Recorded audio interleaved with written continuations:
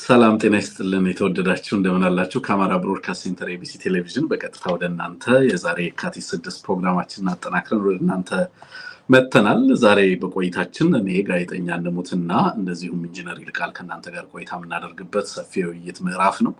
እንደምን አላችሁ የተወደዳችሁ። ዛሬ የካቲት 6 በታሪክ ውስጥ እንግዲህ ምንድነው በኢትዮጵያ ውስጥ አበይት ታሪኮች አሉ። በዚህ ውስጥ በ1955 ዓ.ም የ1955 ዓመተ ምህረት ዕለተ እሑድ ላይ ነው የዋለው የካቲት 6 አጼ ሚናስ ያረፉበት ቀን ነው። አጼ ሚናስ አርፈው የ12 ዓመት ልጃቸው አጼ ሰርጸ ድንግል የነገሱበትም ቀን ነው። አጼ ሰርጸ ድንግል የልብነ ድንግል ልጅና የአጼ ገላውዲዮስ ወንድም ናቸው። የአጼ ልብነ ድንግል ልጅ ናቸው አጼ ሚናስ ማለት ነው።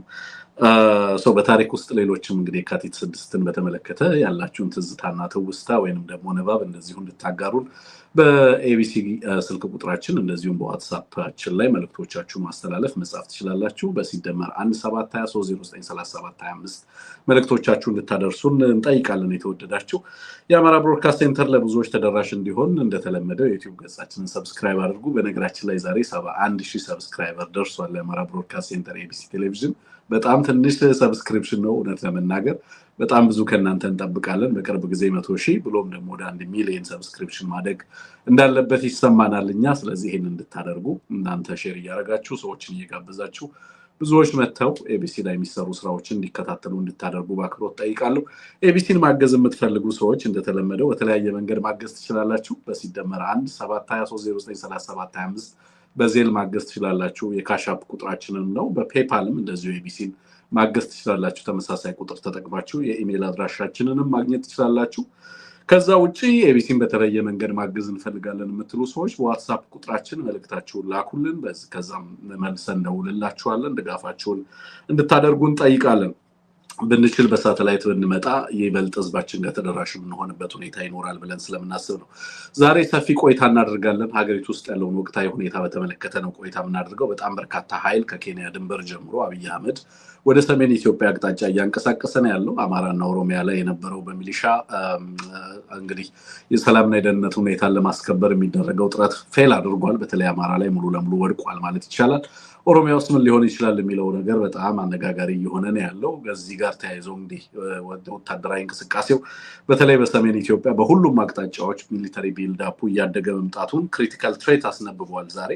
ከዛም ውጪ ማክሳር የሚባሉ የዌብ እና የሳተላይት ገጾች በጣም ከፍተኛ የሆነ ወታደራዊ ዝግጅት በሁሉም አቅጣጫ እየተደረገ መሆኑን አሳይተዋል። በተመሳሳይ እንደዚሁ የፋኖ ኃይል ከፍተኛ ዝግጅት እያደረገ በተለያዩ አካባቢዎች ውጊያ ሲያደርጉ ነዋል። እሱንም ወደ እናንተ ለማድረስ እንሞክራለን። በዋናነት ፖለቲካዊ ጂኦፖለቲካዊ ጉዳዮች ላይ ነው ትኩረት የምናደርገው። አሁን ወደ ስቱዲዮ ከመግባታችን በፊት የዶቼ ዌለ የጀርመኑ ድረገጽ እንደዚሁ በኢትዮጵያና በሱዳን መካከል ያለውን ሁኔታ በተለይ ደግሞ በዚህ የሮይተርስ ያጋለጠውን የወታደራዊ ካምፕ ሁኔታ በተመለከተ ይዞት የወጣው አንድ ሰፊ ዘገባ አለ። በዚህም በርካታ ሚዲያዎች ሮይተርስን ጨምሮ ሌሎችም በርካታ ሚዲያዎች ኢትዮጵያ በቀጥታ በሱዳን ጦርነት ውስጥ እጇ እንዳለበት የሚያሳይ መረጃዎችን እያወጡ ይሄም በቀጠናው በዓለም አቀፉ ደረጃ እንደዚሁ አነጋጋሪነቱ በጣም በከፍተኛ ደረጃ ቀጥሏል። ሀገሪቱ ውስጥ ካሉ ጦርነቶች አዲስም ከሚጀመሩ ጦርነቶችና የጦርነት ቀጠሮዎች ጋር ተያይዞ የአማራ ህዝብ ዝግጅት የቀጠናው ኃይሎች ዝግጅት እና ትብብርስ ምን ይመስላል ስንል በርካታ ጉዳዮችን የምንዳስስበት ስለሚሆን እስከ ፍጻሜያችን ድረስ አብራችሁን ቆዩ። ኢንጂነር ይልቃልን ሰላም በሉ። አንሙትም አለ እንኳን ደህና መጣችሁ ማለት ፈልጋለሁ። ቀጥታ ወደ እነሱ እናልፋለን።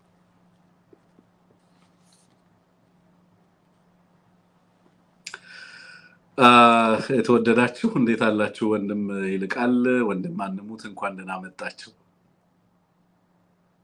ደህና እንደምን ሰነበታችሁ የቢሲ አድማጮችና ወዳጆች ሁሉ እንዲሁም ወንድሞቼ አንሙትና ትንግርቱ እንደምን ሰንብታችኋል? ደህና ናችሁ ወይ? እግዚአብሔር ይመስገን። ኢንጂነር አንተን የመጋበዝ ፍላጎት ነበረን ብዙ ጊዜ አልሳካ እያለን ነው። አንተም ቢዚ እንደሆንክ እንመለከታለን የተለያዩ ስራዎች፣ ግን ሁሌም ቤትህ እንደሆነ እንደምታውቅ እገነዘባለሁ። ኤኒ ታይም ኤቢሲ ላይ መምጣት ትችላለህ።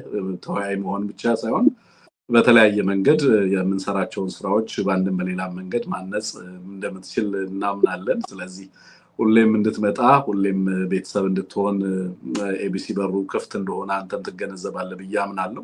ግን በጣም በርካታ ጥያቄዎች ነበሩ አንተን እንድንጋብዝ ሌሎችም ልሂቃንን እንድንጋብዝ በተደጋጋሚ እንጠየቅ ነበር። ዛሬ ተሳክቶልናል። እንኳን ደህና መጣህ ማለት ፈልጋለሁ። አንሙት ኢንጂነርን እንኳን ደህና መጣህ በል ተመልካቾቻችንን።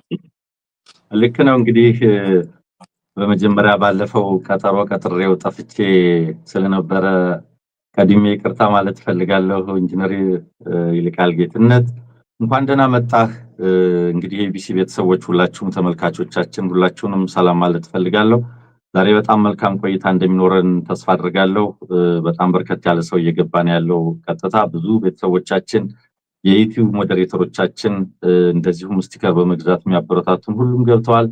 ሁላችሁንም ሰላም ማለት ፈልጋለሁ። ትንግርቱም ኢንጂነርም መልካም ቆይታ ይሁንልን። እንግዲህ መልካም አንሙት እንግዲህ ቀጥታ ወደ ውይይታችን ነው የምናልፈው። እንደው አንዳንድ ነገሮችን በአጠቃላይ ያሉትን ቢልድ አፖች በተመለከተ ቅድም መረጃ ለማድረስ ጥረት እያደረኩኝ ነበረ ኢንጂነር። እሱን በማስታወስ ለአድማጭ ተመልካቾቻችን ምናልባት ያኛውን ፕሮግራም ያልተከታተሉ ካሉ እንግዲህ በጣም በርካታ ኃይል ነው አገዛዙ ከተለያዩ አካባቢዎች ከኦሮሚያ ከሌሎችም አካባቢዎች ላይ ወደ ሰሜን ኢትዮጵያ እያንቀሳቀሰ ያለው በወልቃይት ማይጸብሪና ዲጎሾ አካባቢ ከፍተኛ ኃይል ስምሪት እንዳለ እየሰማን ነው። በሱዳን በኤርትራ ድንበር አካባቢም እንደዚሁ ከፍተኛ ወታደራዊ ዝግጅቶች እየተደረጉ እንዳሉ እየሰማን ነው።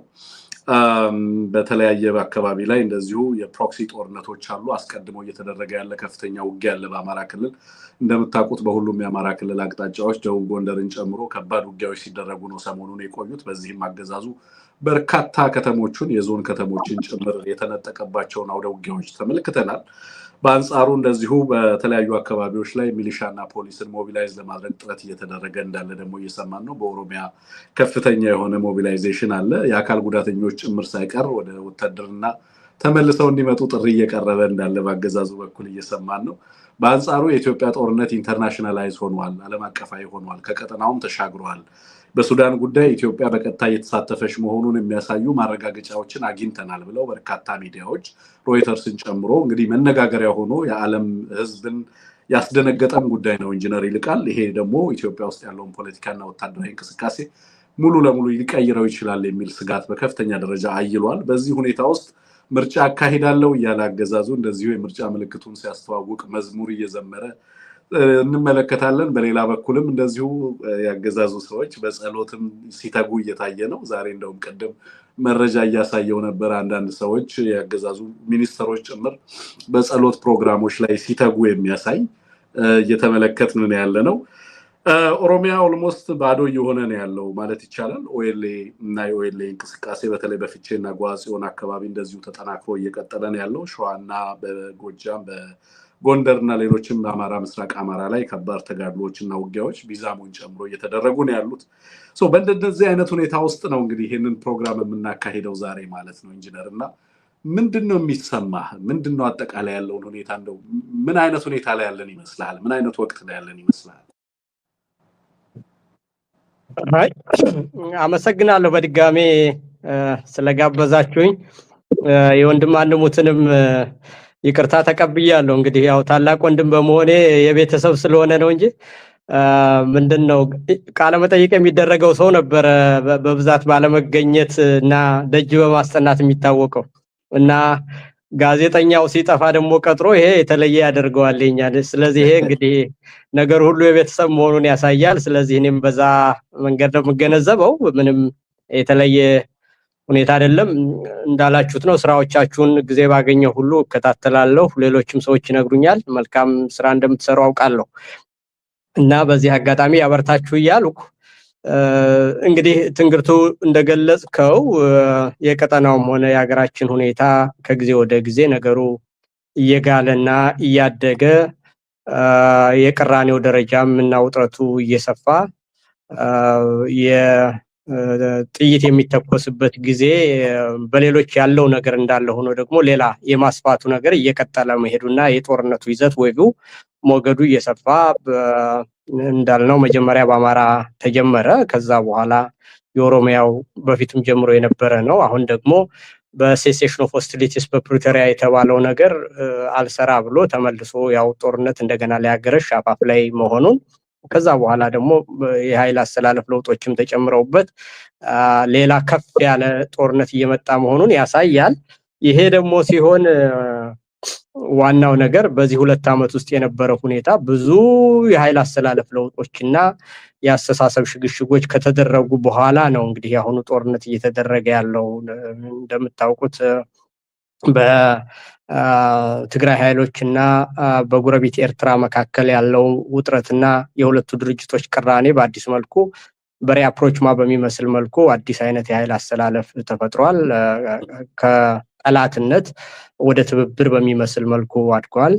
እንዲሁም ደግሞ በአማራ ኃይሎችና በትግራይ ኃይሎች መካከል መንግስት ስንጥቅ አበጅቶ ሲኖርበት የነበረው ሰርቫይቫል ስትራቴጂ በዚህ 2 ዓመት ውስጥ ደረጃውን እየጠበቀ በሚዲያዎችም በህዝቡ ስራም አጠቃላይ ከደረሰው ሂደትና ውድመትም ትምህርት በመውሰድ እነዛም ነገሮች እየተሻሻሉ የመጡበት የአብይ በጎረቤቶቹ ሁሉ አጠቃላይ የነበረውና መጀመሪያ ፎሪክ የነበረው ዘመን ከዓለም አቀፍ ማህበረሰብ ጀምሮ እያራገፉት እየመጡ ያለበትና በድርጅቱ ውስጥም ኢንፋይት ተፈጥሮ ያችኑ ትንሽ ሀብት በመቀራመት ረገድ ሙስናና ሌብነት ነግሶ እርስ በርሱ እየተበላላ ያለ ስርዓት ነው።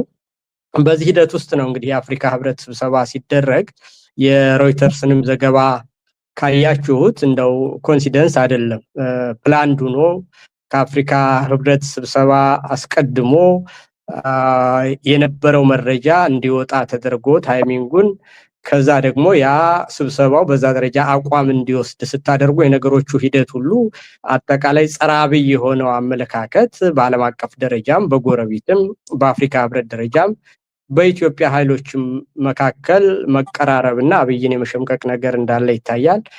ያም ሆኖ ግን ምክንያቱ ባልታወቀ ሁኔታ አብይ ደግሞ የበለጠ ጦርነቱን ማስፋት የጀመረበት ሁኔታ ላይ እንገኛለን። እንግዲህ እንደዚህ ነው የምረዳው ወንድሞቼ ነው። ኢንጂነር በጣም ነው የማመሰግነው። እንግዲህ አንሙት አሁን ያለውን ድባብ እንዴት ትመለከተዋለህ ነው ኢንጂነርን ያልነው። እስኪ ከአማራ አንጻር አማራ በምን አይነት ሁኔታ ውስጥ ይገኛል? የአማራ ኃይሎች ሁኔታ ምን ይመስላል? አሁን እየመጣ ያለውን ክሪቲካል ታይምስ እንዴት ይመለከቱታል የሚለውን በተመለከተ አንሙት የምታነሳቸው ጥያቄዎች ካሉ ለኢንጂነር፣ አንተም እዚህ ላይ በተለይ አሁን ያለንበትን ወቅት በተመለከተ የራስን ምልከታ አጋራንና ለኢንጂነር የምታነሳው ጥያቄ ካለ እድል እሰጥሃለሁ። መልካም፣ መሰረታዊ የሆኑ ነገሮችን አንስቶልናል ኢንጂነር ይልቃል። እርስ በርሱ እየተባላ ያለ ስርዓት፣ እንደዚሁም ጸረ አብይ አመለካከት በሀገር ውስጥም በዓለም አቀፍ ደረጃም እየጨመረ መምጣቱን የሚያሳዩ በጣም በርካታ ማሳያዎችን የሚጠቁም ነው። በነገራችን ላይ በዚህ አጋጣሚ የሬውተርስ የኢትዮጵያ ኮረስፖንደንት ዘገባ እንዳይሰሩ እግድ ተላልፏል። የብሮድካስት ባለስልጣን የሚባለው ኢትዮጵያ ውስጥ እንዳይሰራ አግዶታል ሬውተርስን። እንግዲህ ከዚህ ከዘገባ ማግስት የዛሬ መረጃ የነበረ ነው።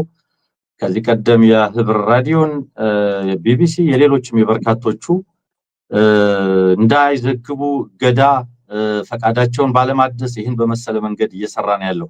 ያፈና ቅርጹ በመገናኛ ብዙሃን በሰብአዊ መብት ተቋማት በምን ያህል ደረጃ እንደሄደ የሚጠቁም ነው።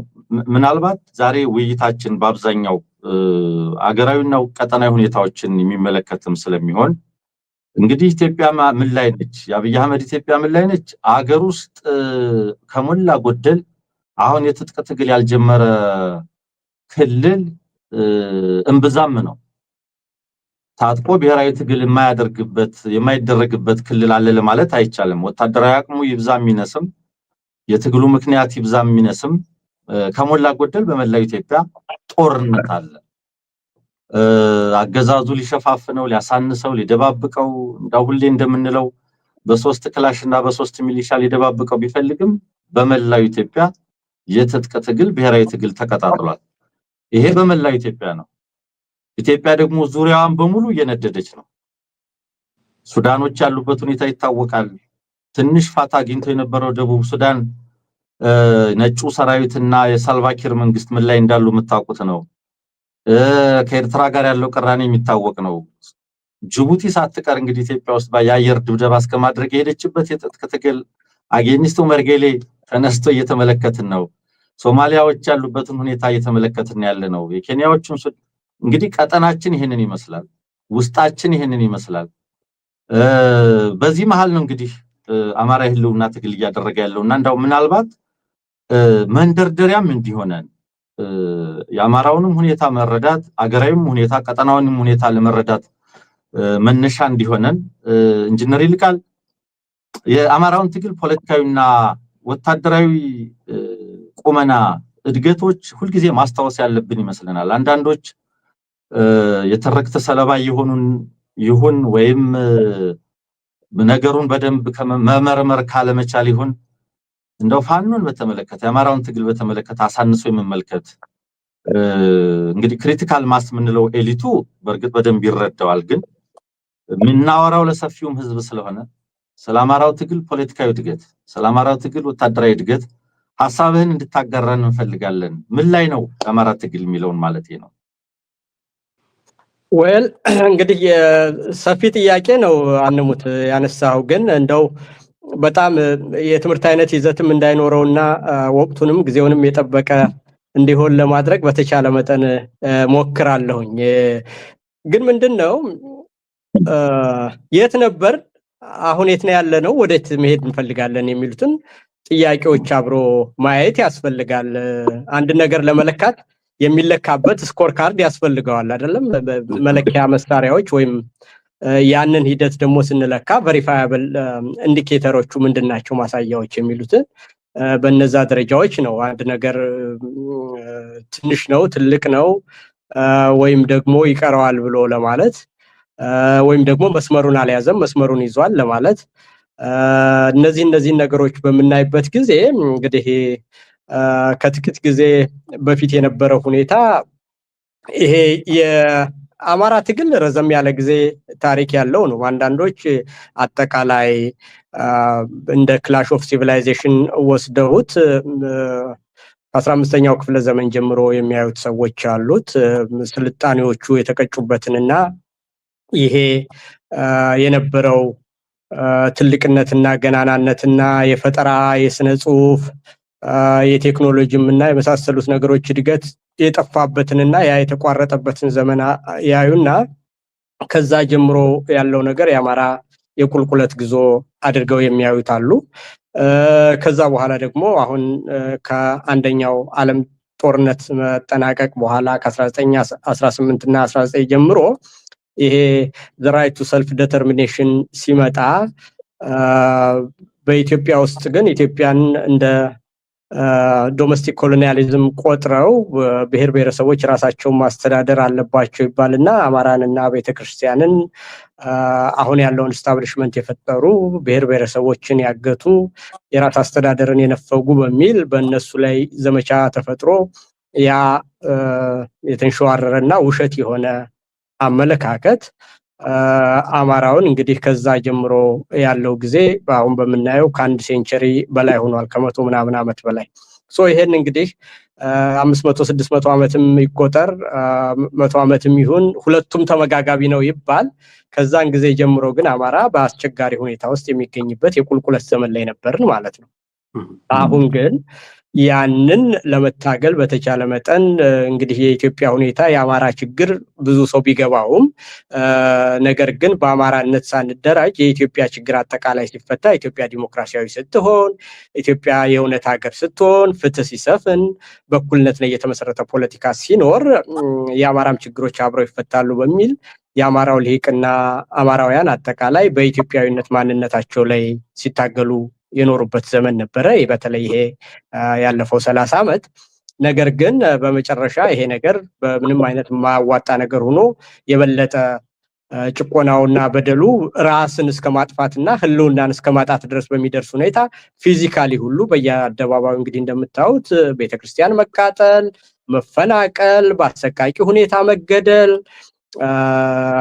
በናሬቲቭ እና በተለያዩ መንገዶች ሁሉ የአማራ የሆኑትን ሁሉ ማንቋሸሽ ከእናቶች ቀሚስ ላይ ሁሉ ምንድነው ሰንደቅ ዓላማ ምልክት አለበት የሚሉትን ሁሉ ማጥፋት በኢትዮጵያ ውስጥ ያሉ ምልክቶች እነዛን ማድረግ በየመስሪያ ቤቱ ሁሉ ያለውን የአማራ ቁጥር ማሳሳት መጨረሻ ላይ እንግዲህ ወደ አዲስ አበባ እና ወደ ከተማዋ ማትገባም በሚል እዛ አካባቢ ያሉትን ንብረቶችን ሁሉ ሪኢንጂነሪንግ በማድረግ ዲሞግራፊክ ኢንጂነሪንግ በማድረግ ያንን ሁሉ ነገር የማድረጉ ነገር ተጠናክሮ በግድያም በባህል ወረራም በመሳሰሉት ነገሮች ሁሉ የለየለት የማውደም ፖለቲካ ሲደረግ አማራው ከዛ በኋላ እንግዲህ ከዚህ በኋላ ምን ቀረይ ብሎ በአማራነቱ ራሱን እያደራጀ በተጠናከረ ሁኔታ የመጣበት ሁኔታ ነው። እንግዲህ ያ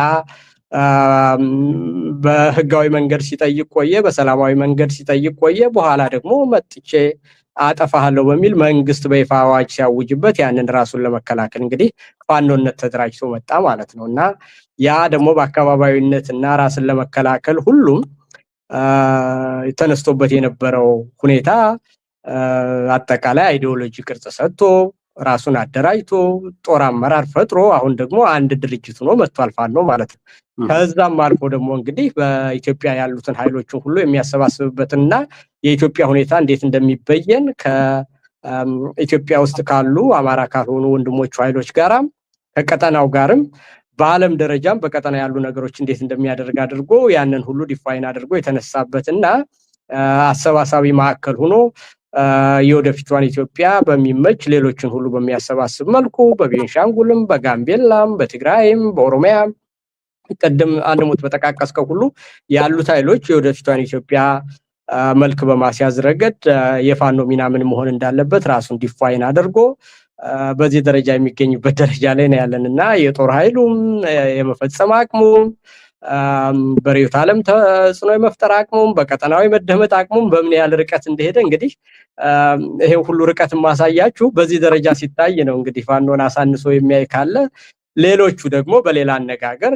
ተሰባብረው ምን ብለው በተለየ ሁኔታ እየመጡና እድገታቸውን ጨርሰው ያላቸውን ስታትስ እንኳን ማስጠበቅ በማይችሉበት ሁኔታ ነው ያሉት ሌሎች የፖለቲካ ኃይሎች። ስለዚህ በዚህ ደረጃ ሲታይ የአማራ እንቅስቃሴ በጣም ፈጣን እድገት ያሳየበትና እንደው ግሬት ሊፕ በፍጥነት የዘለለበት ጊዜ ነው ብዬ ነው የምረዳው። ባነሞት ኢንጂነር ወደ ትንግርት ወደ አንተ መጣለ ትንሽ ነገር እንደው ዛሬ ላይ ያለው የፋኖ ትግል ምን ላይ ነው ሲባል ፖለቲካዊ እድገት አምጥቷል ወይ ወታደራዊ እድገት አምጥቷል የሚባሉ ነገሮች ቅድም ኢንጂነር ሳነሳሳው በነበረው ታሪካዊ ሂደቱና ዛሬ ያለበት ነገር እንዳለው ነው። እኔ ዛሬ ላይ ያለውን የፋኖ ትግል ስመለከተው ፖለቲካዊ እድገት አለው ሲባል ለምሳሌ ዳግም በማያጨቃጭቅ መንገድ የሪዮት ዓለም ጥራት መፍጠሩ፣ የአመለካከት የዓላማ የግብ ጥራት መፍጠሩ፣ በአደረጃጀት ደረጃ ወደ አንድ መምጣቱ፣ በብዙ ልዩነት ውስጥ በዛ ደረጃ ርቀው የሚያስቡ ወንድሞች መሪዎች ፈጥሮ ወደፊት መምጣቱ፣ ሰፊውን አማራ ለብሔራዊ ትግል በመቀስቀስ ረገድ ዛሬም የደረሰበት ደረጃ ህዝባዊነቱና ተቀባይነቱ ከምንም በላይ ሞራላዊና ስነልቦናዊ የበላይነቱ እንደምንመለከተው ነው። በምን ያህል ደረጃ ርቆ የሚመለከት ኃይል እንደሆነ የተለየ እሴት ሁሉ ያበለጸገ ነው። የሰባዊነት እሴት፣ የህዝብን የማስቀደም እሴት፣ ይቅርና ለቆመለት ህዝብ ሊዋጋው ሊገድለው የመጣ ብቻ ሳይሆን ወገኑንም ለሚገድል ያገዛዙ ኃይል ያለውን ሐዘኔታና ቸሮታ እያሳየ ያለበት ከምንም በላይ ደግሞ ያገዛዙ አጠቃላይ ትርክቶች ንዶ የጨረሰበት በቃ እንዳይሆኑም አይሰባሰቡም ሲባል ከነበረበት ብዙ ተለጣፊ ብዙ ተቀጽላ ሲሰጥ የነበረበት ያን ሁሉ ትርክት ንዶ የመጣበት ደረጃ ነው የፖለቲካ እድገቱ ማሳያ አድርጌ ነው መመለከተው። ወታደራዊ እድገቱን በተለያየ ጊዜ ስናነሳ ነበር። በአደረጃጀቱ በውጊያ ስልቶቹ ከምንም በላይ እንደው ለምዶብን ካልሆነ ከዚህ በኋላ የአማራን ኃይል የፋኖን ኃይል ሸማቂ እያልን መቀጠል ሁሉ ምንችል አይመስለኝም። ለምዶብን ካልሆነ አሁን ህዝብ እያስተዳደረ ያለ ከፍተኛ ኃላፊነት ወስዶ የህዝብ አገልግሎት ለመስጠት በአነስተኛ ደረጃ እንኳን የፍትህ አገልግሎት ለመስጠት ይህን በመሰለ ደረጃ ላይ የሚገኝ ስለሆነ ይሄ እድገቱ አገራዊ ተጽዕኖ አለው። ቅድም ኢንጂነር ሲለው እንደነበረው ለሌሎች መነሳሳት እየሆነ ነው። የራሱን ወደ አንድ ማምጣት የራሱን ማጠናከር ብቻ ሳይሆን ሌሎችን ወደ ማስተባበር እያደገ ያለበት አገራዊ ተጽዕኖ ቀጠናዊና ዓለም አቀፋዊ ተጽዕኖ በዛው ደረጃ እያደገ ያለ በመሆኑ ቀጠናዊ ጉዳዮችን ትንግርቱ ስታነሳቸው የነበሩትን ስንመለከት የዚህ ጦረኛ አገዛዝ የጦርነት ሁኔታዎችን ስንመለከት ይሄንን የመሰለ አማራዊ ኃይል መቆሙን ታሳቢ እንድናደርግ በማለት ነው ይህን ጥያቄ ያነሳሁትኝና መቀጠል ትችላለህ ወንድም። አመሰግናለሁ አንሙት ኢንጂነር የሚያነሳቸው ነገሮች በጣም ነው መጋራቸው። አንተ እንደውም ያለፉትን 100 ዓመታት ሴንቸሪ ኦፍ ሂሚሌሽን ነው የምትለው። ያንተ ካራክተራይዜሽን በዛ የሚገለጽ ነው። እንዳልከው ግን የአማራ ኃይል በፍጥነት ከእንደዛ አይነት የታሪክ አረንቋ ከእንደዛ አይነት የ100 ዓመት መላሸቅ ውስጥ በፍጥነት መውጣት የቻለ ነው። እንደው ውጫዊ ምክንያቶችን ነው ብዙ ጊዜ የምንጠራው። ለምሳሌ በአማራ ህዝብ ላይ ደርሶ የነበሩ ጥቃቶችን እናነሳለን። ልሂቃኖቹም የአማራ ህዝብ ግድያ ነው በዋናነት የአማራ ህዝብ ፖለቲካዊ፣ ኢኮኖሚያዊ ዲስኢንፍራንቻይዝመንት እንደ ትልቅ ምክንያት የምናነሳው። ባለፉት 100 ዓመታት እንግዲህ የአማራ ተቋም በመገንባት ሂደት አጠቃላይ ኢትዮጵያ ውስጥ የነበረውን ፖለቲካዊና ኢኮኖሚያዊ ቁመና፣ ማህበራዊ ቁመና ነው በአጠቃላይ ለአማራን ለመበየን የምንጠቀመው። አንተም ሴንቸሪ ኦፍ ሂሚሌሽን ወይንም የውርደት ዓመታት ያልካቸው ከዚህ በመነሳት ይመስለኛል። እና አሁን እንግዲህ እድገት እንደመጣ ነው ስታነሳ፣ ለውጥ እንዳለ በተጨባጭ የአማራ ኃይል አሁን ማዕከላዊነት ያለው ሚና እየተጫወተ ያለ እንደሆነ ነው እያነሳለን ያለውና እነዚህ ለውጦች በወታደራዊና በፖለቲካዊ ሚና ከመገለጽ ባሻገር በተለይ የልሂቁን ሚና በተመለከተ ልሂቃኑ አሁን ላይ እየተጫወቱ ያሉት ሚና የማዕከላዊነት ሚና ነው ብለህ ታስባለህ ወይ? ለምሳሌ ኤሊት ኮንሰንሰስ አለ ወይ? በአማራው ረገድ በአማራ ልሂቃን በኩል የጋራ መግባባት አለ ወይ? አሁን ያለንበትን ዘመን እንገነዘባለን ወይ? ለምሳሌ ከዚህ በፊት እኔ ብዙ ጊዜ ከውጭ የሚመጡ ጥቃቶች እንዳሉ ሆኖ ሀገሪቱ ውስጥ የነበሩ ስርዓታዊ ለውጦች እነዚህ ሁሉ ነገሮች በነበሩባቸው ሂደቶች የአማራ ልሂቃን የተጫወቱት ሚና አማራውን በማስጠቃትና አማራውን ለውርደት በመዳረግ ረገድ ሚና ነበረው እያምናለሁ። አንተ ለምሳሌ ሰልፍ ዲተርሚኔሽን እንደ አንድ ማታገያ ቴምፕሌት ሲጠቀሙ ኢትዮጵያ ውስጥ ያሉ ሌሎች የብሔር አታጋይ ድርጅቶች ሲመጡ የአማራው ልሂቃን ይዞት የነበረው የፖለቲካ የትግል ስልት በራሱ አስጠቂ የትግል ስልት ነበር ብዬ ማምናለሁና ከዛ እንደው በተወሰነ መንገድ ከዛ የተሻለ ዲፓርቸር አለ ወይ? የተለየ ለውጥ አድርገናል ወይ? አሁን ባለንበት የፖለቲካ ቅድም አንሙት እንዳለው የትግል ርዕዮት ብያኔው አሁን ላይ ትልቅ የፖለቲካ እድገት አድርጎ አስቀምጦታልና በልሂቃን ደረጃ ያለን ኮንሰንሰስ ስትመለከት አሁንም ካገዛዙ ጋር ሆነው አማራን የሚተቹ አሁንም ካገዛዙ ጋር ሆነው አማራን ለከፍተኛ ሌላ እልቂት እና ጥቃት እንዲጋለጥ ካገዛዙ ከአጥቂዎቻቸው ጋር የተሰለፉ አማራዎችንም ስለምንመለከት ማለት ነውና በዚህ ረገድ የመጣውንስ ለውጥ እንዴት ትገነዘበዋለህ ለማለት ነው። ኢንጂነር ጥያቄው ገብቶ ከሆነ አላውቅም። ልክ ነው፣ ገብቶኛል የሁለታችሁም ሐሳብ። ግን አሁን ያለው ሁኔታ መቼም የተሻለ ይመስለኛል በኔ ግምገማ እስካሁን ባየሁት ነገር። አንደኛ መንገዱ ራሱ ተይዟል። በአመለካከት ደረጃ እያደገ የሚሄድ ነው ወይስ አጠቃላይ መስመር የሳተና ምንጊዜም ሁልጊዜ ለውጥ ይመጣል እንደምታውቁት፣ ግን ለውጡ የሚያርፍበት ሁኔታና ለውጡ ወደፊት የሚመራበት መንገድ ነው በኋላ ላይ ነገሩን መልሶ ያው ሳይክል ይቀጥላል ወይስ ያንን ቀለበት ሰብሮ አዲስ አመለካከት ይመጣል የሚባለው? እና ደጋግመን አስታውሳለሁ ይሄ ለውጥ እንደማይሰራ አንድ ጊዜ አንሙት ኢትዮጵያ እያለን ይሄ ለውጥ እንደማይሰራ የገመገምኩበትን ሁኔታና መልሶ ያው ነገር እንደሚሆን በተለያየ ጊዜ ታሪክ ሁሉ ጠቅሰን መነጋገራችንን አስታውሳለሁ። እና በዛ ከጠቀስነው ነገር ውስጥ ብዙ የአፍሪካ ሀገሮች ከቀይ ግዛት በኋላ መልሰው የዛኑ የቀይ ግዛት የፖለቲካ አመለካከትና አስተሳሰብ ሳይወጣላቸው ጥቂቶች ብቻ ኤክስትራክት የሚያደርጉት በላባይ እንትን እየደረገ ያንን የሚፈጠረውን ሀብት የተወሰነ ጠባብ ኢሊት ብቻ ናሮ ኢሊት ፖለቲካልና ኢኮኖሚክ ሚሊተሪ ኢሊት እየተፈጠረ ያን እየበላ በዛ ውስጥ ደግሞ ኢንፋይት እየተፈጠረ ያ ደግሞ ያሸንፍና ያንኑ ነገር ልክ ተረኝነት በሚመስል መልኩ አዙሪት እየዞረ እስካሁን ድረስ ያለው በዛ ደረጃ ነው የሚል ነውና ያ ነገር አይ ሆፕ ዋይ ኔሽንስ ፌልስ የሚለውን መጽሐፍ አንብባችሁታል ብዬ አስባለሁ። ሁለታችሁም ወጣቶችና ማንበብ የምትወዱ ሰዎች እንደሆናችሁ ገነዘባለሁ። እና በዛ ውስጥ ካያችሁ በዚህ የስፔን ቀይ ግዛት በሆነችው ሴንትራል እና ላቲን አሜሪካ ውስጥ ያሉ አገሮች ሁሉ እዚህው ሜክሲኮ ጎረቤታቸው ሆኖ ምንድነው አሜሪካኖች ሲያድጉ ኖርዝ አሜሪካ እነዛኞቹ ለምን እንዳላደጉ ሜክሲኮዎች የድንበር ከተማዋን እየወሰደ እንዴት አድርጎ ማብራሪያ እንደሚሰጥ አይታችኋል። የደቡብ ኮሪያን፣ የሰሜን ኮሪያን፣ የምስራቅ ጀርመን፣ ምዕራብ ጀርመን እንደዚህ ለውጥ እየተደረገ ራሽያ መልሶ እዛው ለምን ሆነ እኒህ ነገሮች ስናይ አጠቃላይ እስካሁን ድረስ ኢትዮጵያ ውስጥ የተደረጉት ለውጦች እናንተ እንደምትሉት ያንኑ አዙሪት መልሶ የመትከል በአመለካከትና በአስተሳሰብ ደረጃ ያለ መለወጥ የሆነውን ነገር ግን በኢንፋይት እና በዛ ናሮ ኤክስትራክቲቭ ኢሊት እና ኢንስቲትዩሽንስ ይበላሉ ያጣሉ። ከዛ በኋላ ደግሞ ያንን ያነሳ ቅራኔ ይፈጠራል። በዛ ትግል ውስጥ እየደረገ በዛ ቪሺየስ ሰርክል ውስጥ የቆየንበት ታሪክ ነው አጠቃላይና ያም ደግሞ ሄደው ነገር ሁሉ በአጠቃላይ አማራን የሚያስጠቃ ስርዓት እየተተካካ መሄዱንና ይሄን 100 ዓመት ትንግርቱም እንዳልከው ሴንቸሪ ኦፍ ሂሚሌሽን ብዬ ነው የምለው። አሁን ግን እንዴት ነው መጣ ካልከኝ አንደኛ በምን መልኩ ችግሩን እንደሚረዳው በደንብ ዲፋይን አድርጓል። ኢንስቲትዩሽናል የሆነ ስትራክቸራል የሆነ አማራን የማጥፋት ሂደት እንዳለው በአማራ ኤሊቶችና አሁን ፊት ባሉ አመራሮች ላይ ግልጽ ያመለካከት ሽግሽግና የጠራ ሐሳብ አለ። ያ ሐሳብ ደግሞ ቅድም እንዳልነው ፍጥነቱና ጊዜው ምን ያህል ነው እንግዲህ 100 ዓመት የተጋገረን ነገር መቅረፍ ምን ያህል ከባድ እንደሆነ የምታውቁት ነገር ነው። ያ በማይገባ ሁኔታ ካለን ሪሶርስ ካለን አቅም ካለን የተማረ ሰው ኃይል አንፃር ይሄን ያህል መቸገር አልነበረብንም፣ ትግሉ መፍጠን ነበረበት። ስለዚህ ይሄ አላስፈላጊ መስዋዕትነት ያስከፈለን እንግዲህ በፍጥነት አለመሄዱን መሆኑን በትክክል ያሳያል። ምክንያቱም የአብይን ስርዓት የምታውቁት ነው።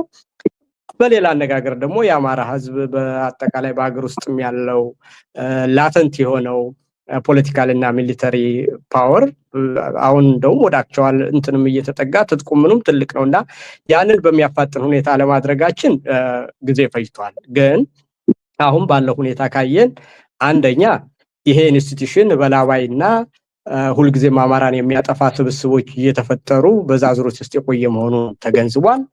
በአማራነት መደራጀት ብሎ ግልጽ የርዕዮተ ዓለም ጥራት ፈጥሯል። ከዛም በኋላ ደግሞ የሚመጣው ኢንክሉሲቭ የሆነ መዋቅር እንዲሆን የሌሎችንም ሆነ የቀጠናውን ሁኔታ እንዴት እንደሚያይ በሚገባ ዲፋይን አድርጓል። ስለዚህ ኢትዮጵያውያንን ሁሉ የሚያሳትፍና የወደፊቱ ሂደት ኢንክሉሲቭ የሆነ መዋቅር እንደሚፈጠር ሁሉ በግልጽ ያሳየ ሁኔታ አለ።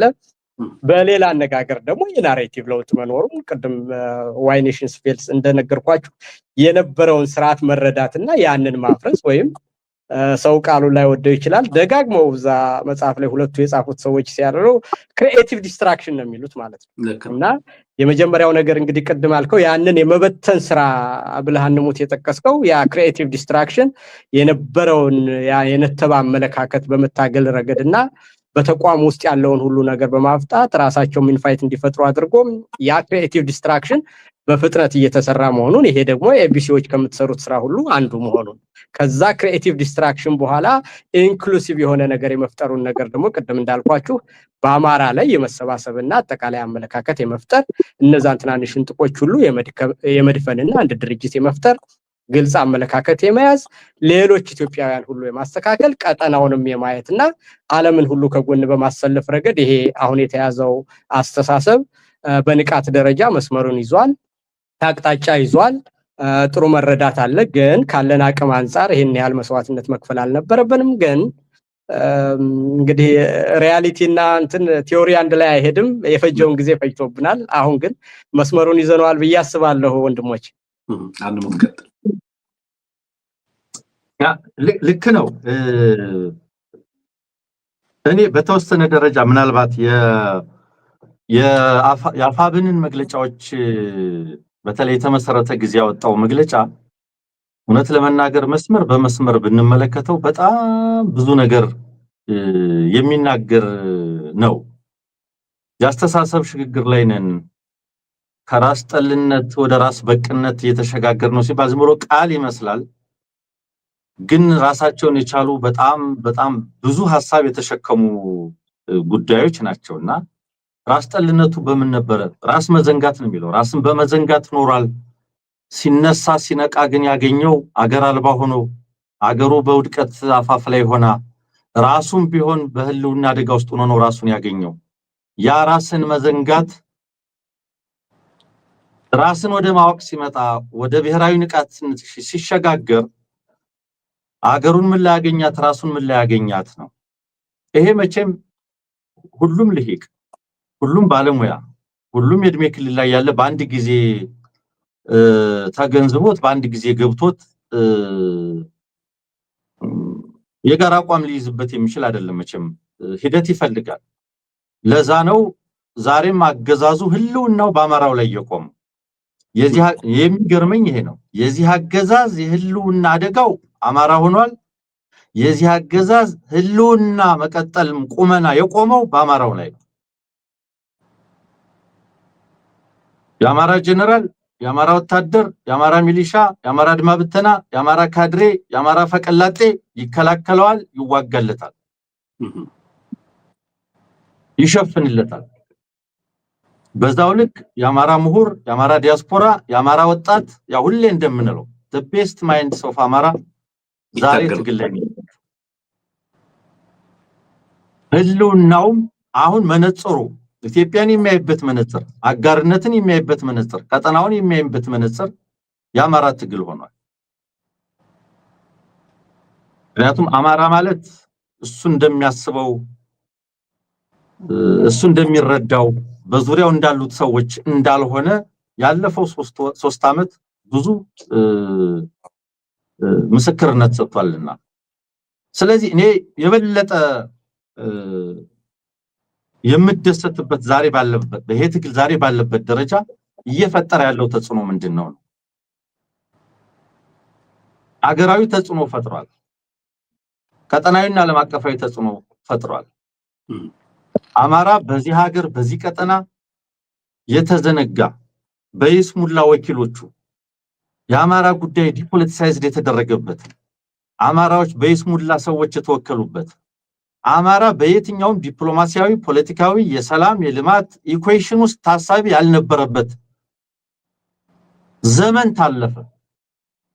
አሁን ዛሬ ተጽዕኖ ኢትዮጵያን የሚያስብ በዚህ ቀጠና ላይ ስለ ኢትዮጵያ ሰላም ስለዚህ ቀጠና ሰላም የሚያስብ ከተባበሩት መንግስታት አዳራሽ እስከ 4 ኪሎ አዳራሽ የአማራን ትግል የአማራን ጉዳይ ታሳቢ ሳያደርግ ማሰብ ማውራት አይችልም። የአማራውን ትግል የአማራን ኃይል ግምት ውስጥ ያላስገባ ውሳኔ ፍላጎት ማንጸባረቅ የማይቻልበት ደረጃ ደርሷል። ተጽዕኖ ይሄ ነው። ዓለም አቀፍ መገናኛ ብዙሃን፣ ዓለም አቀፍ ድርጅቶች፣ የሰብአዊ መብት ተቋማት፣ ኢመርጂንግ ኤንድ ሱፐር ፓወርስ በሙሉ ስለ ኢትዮጵያ ሲያስቡ ስለዚህ ቀጠና ሲያስቡ የአማራን ኃይልና የአማራን ትግል ከግምት ሳያስገቡ መናገር የማይችሉበት ደረጃ ተደርሷል። እሱ ብቻ አይደለም፣ ሊሸነፍ የማይችል ኃይል ነው የሚል ግንዛቤ ተወስዷል። ስለዚህ ወሳኝ ኃይል ሚዛን ሆኖ ወጥቷል ማለት ነው። ይሄ ትልቅ ሽግግር ነው። ይሄ ደግሞ በራስ በቅነት ላይ ቆሟል ሲባል በራስ ፍላጎት፣ በራስ የትግል ዓላማ፣ በራስ ሪዮት፣ በራስ ኃይልና ሪሶርስ የቆመ መሆኑ ትልቁ ነገር ነው። ስለዚህ አማራን ትቶ ማሰብ አይቻልም። ስለዚህ ቀጠና አማራን ዘንግቶ የአማራዎችን ፍላጎት ከግምት ሳያስገቡ እዚህ ቀጠና ላይ እዚህ ሀገር ላይ ፍላጎትን ማሰብ ሌላም ስሌት መስራት የማይቻልበት ደረጃ ተደርሷል። አብዝተው ሊያነሱት ይችላሉ፣ አሳንሰው ሊያነሱት ይችላሉ።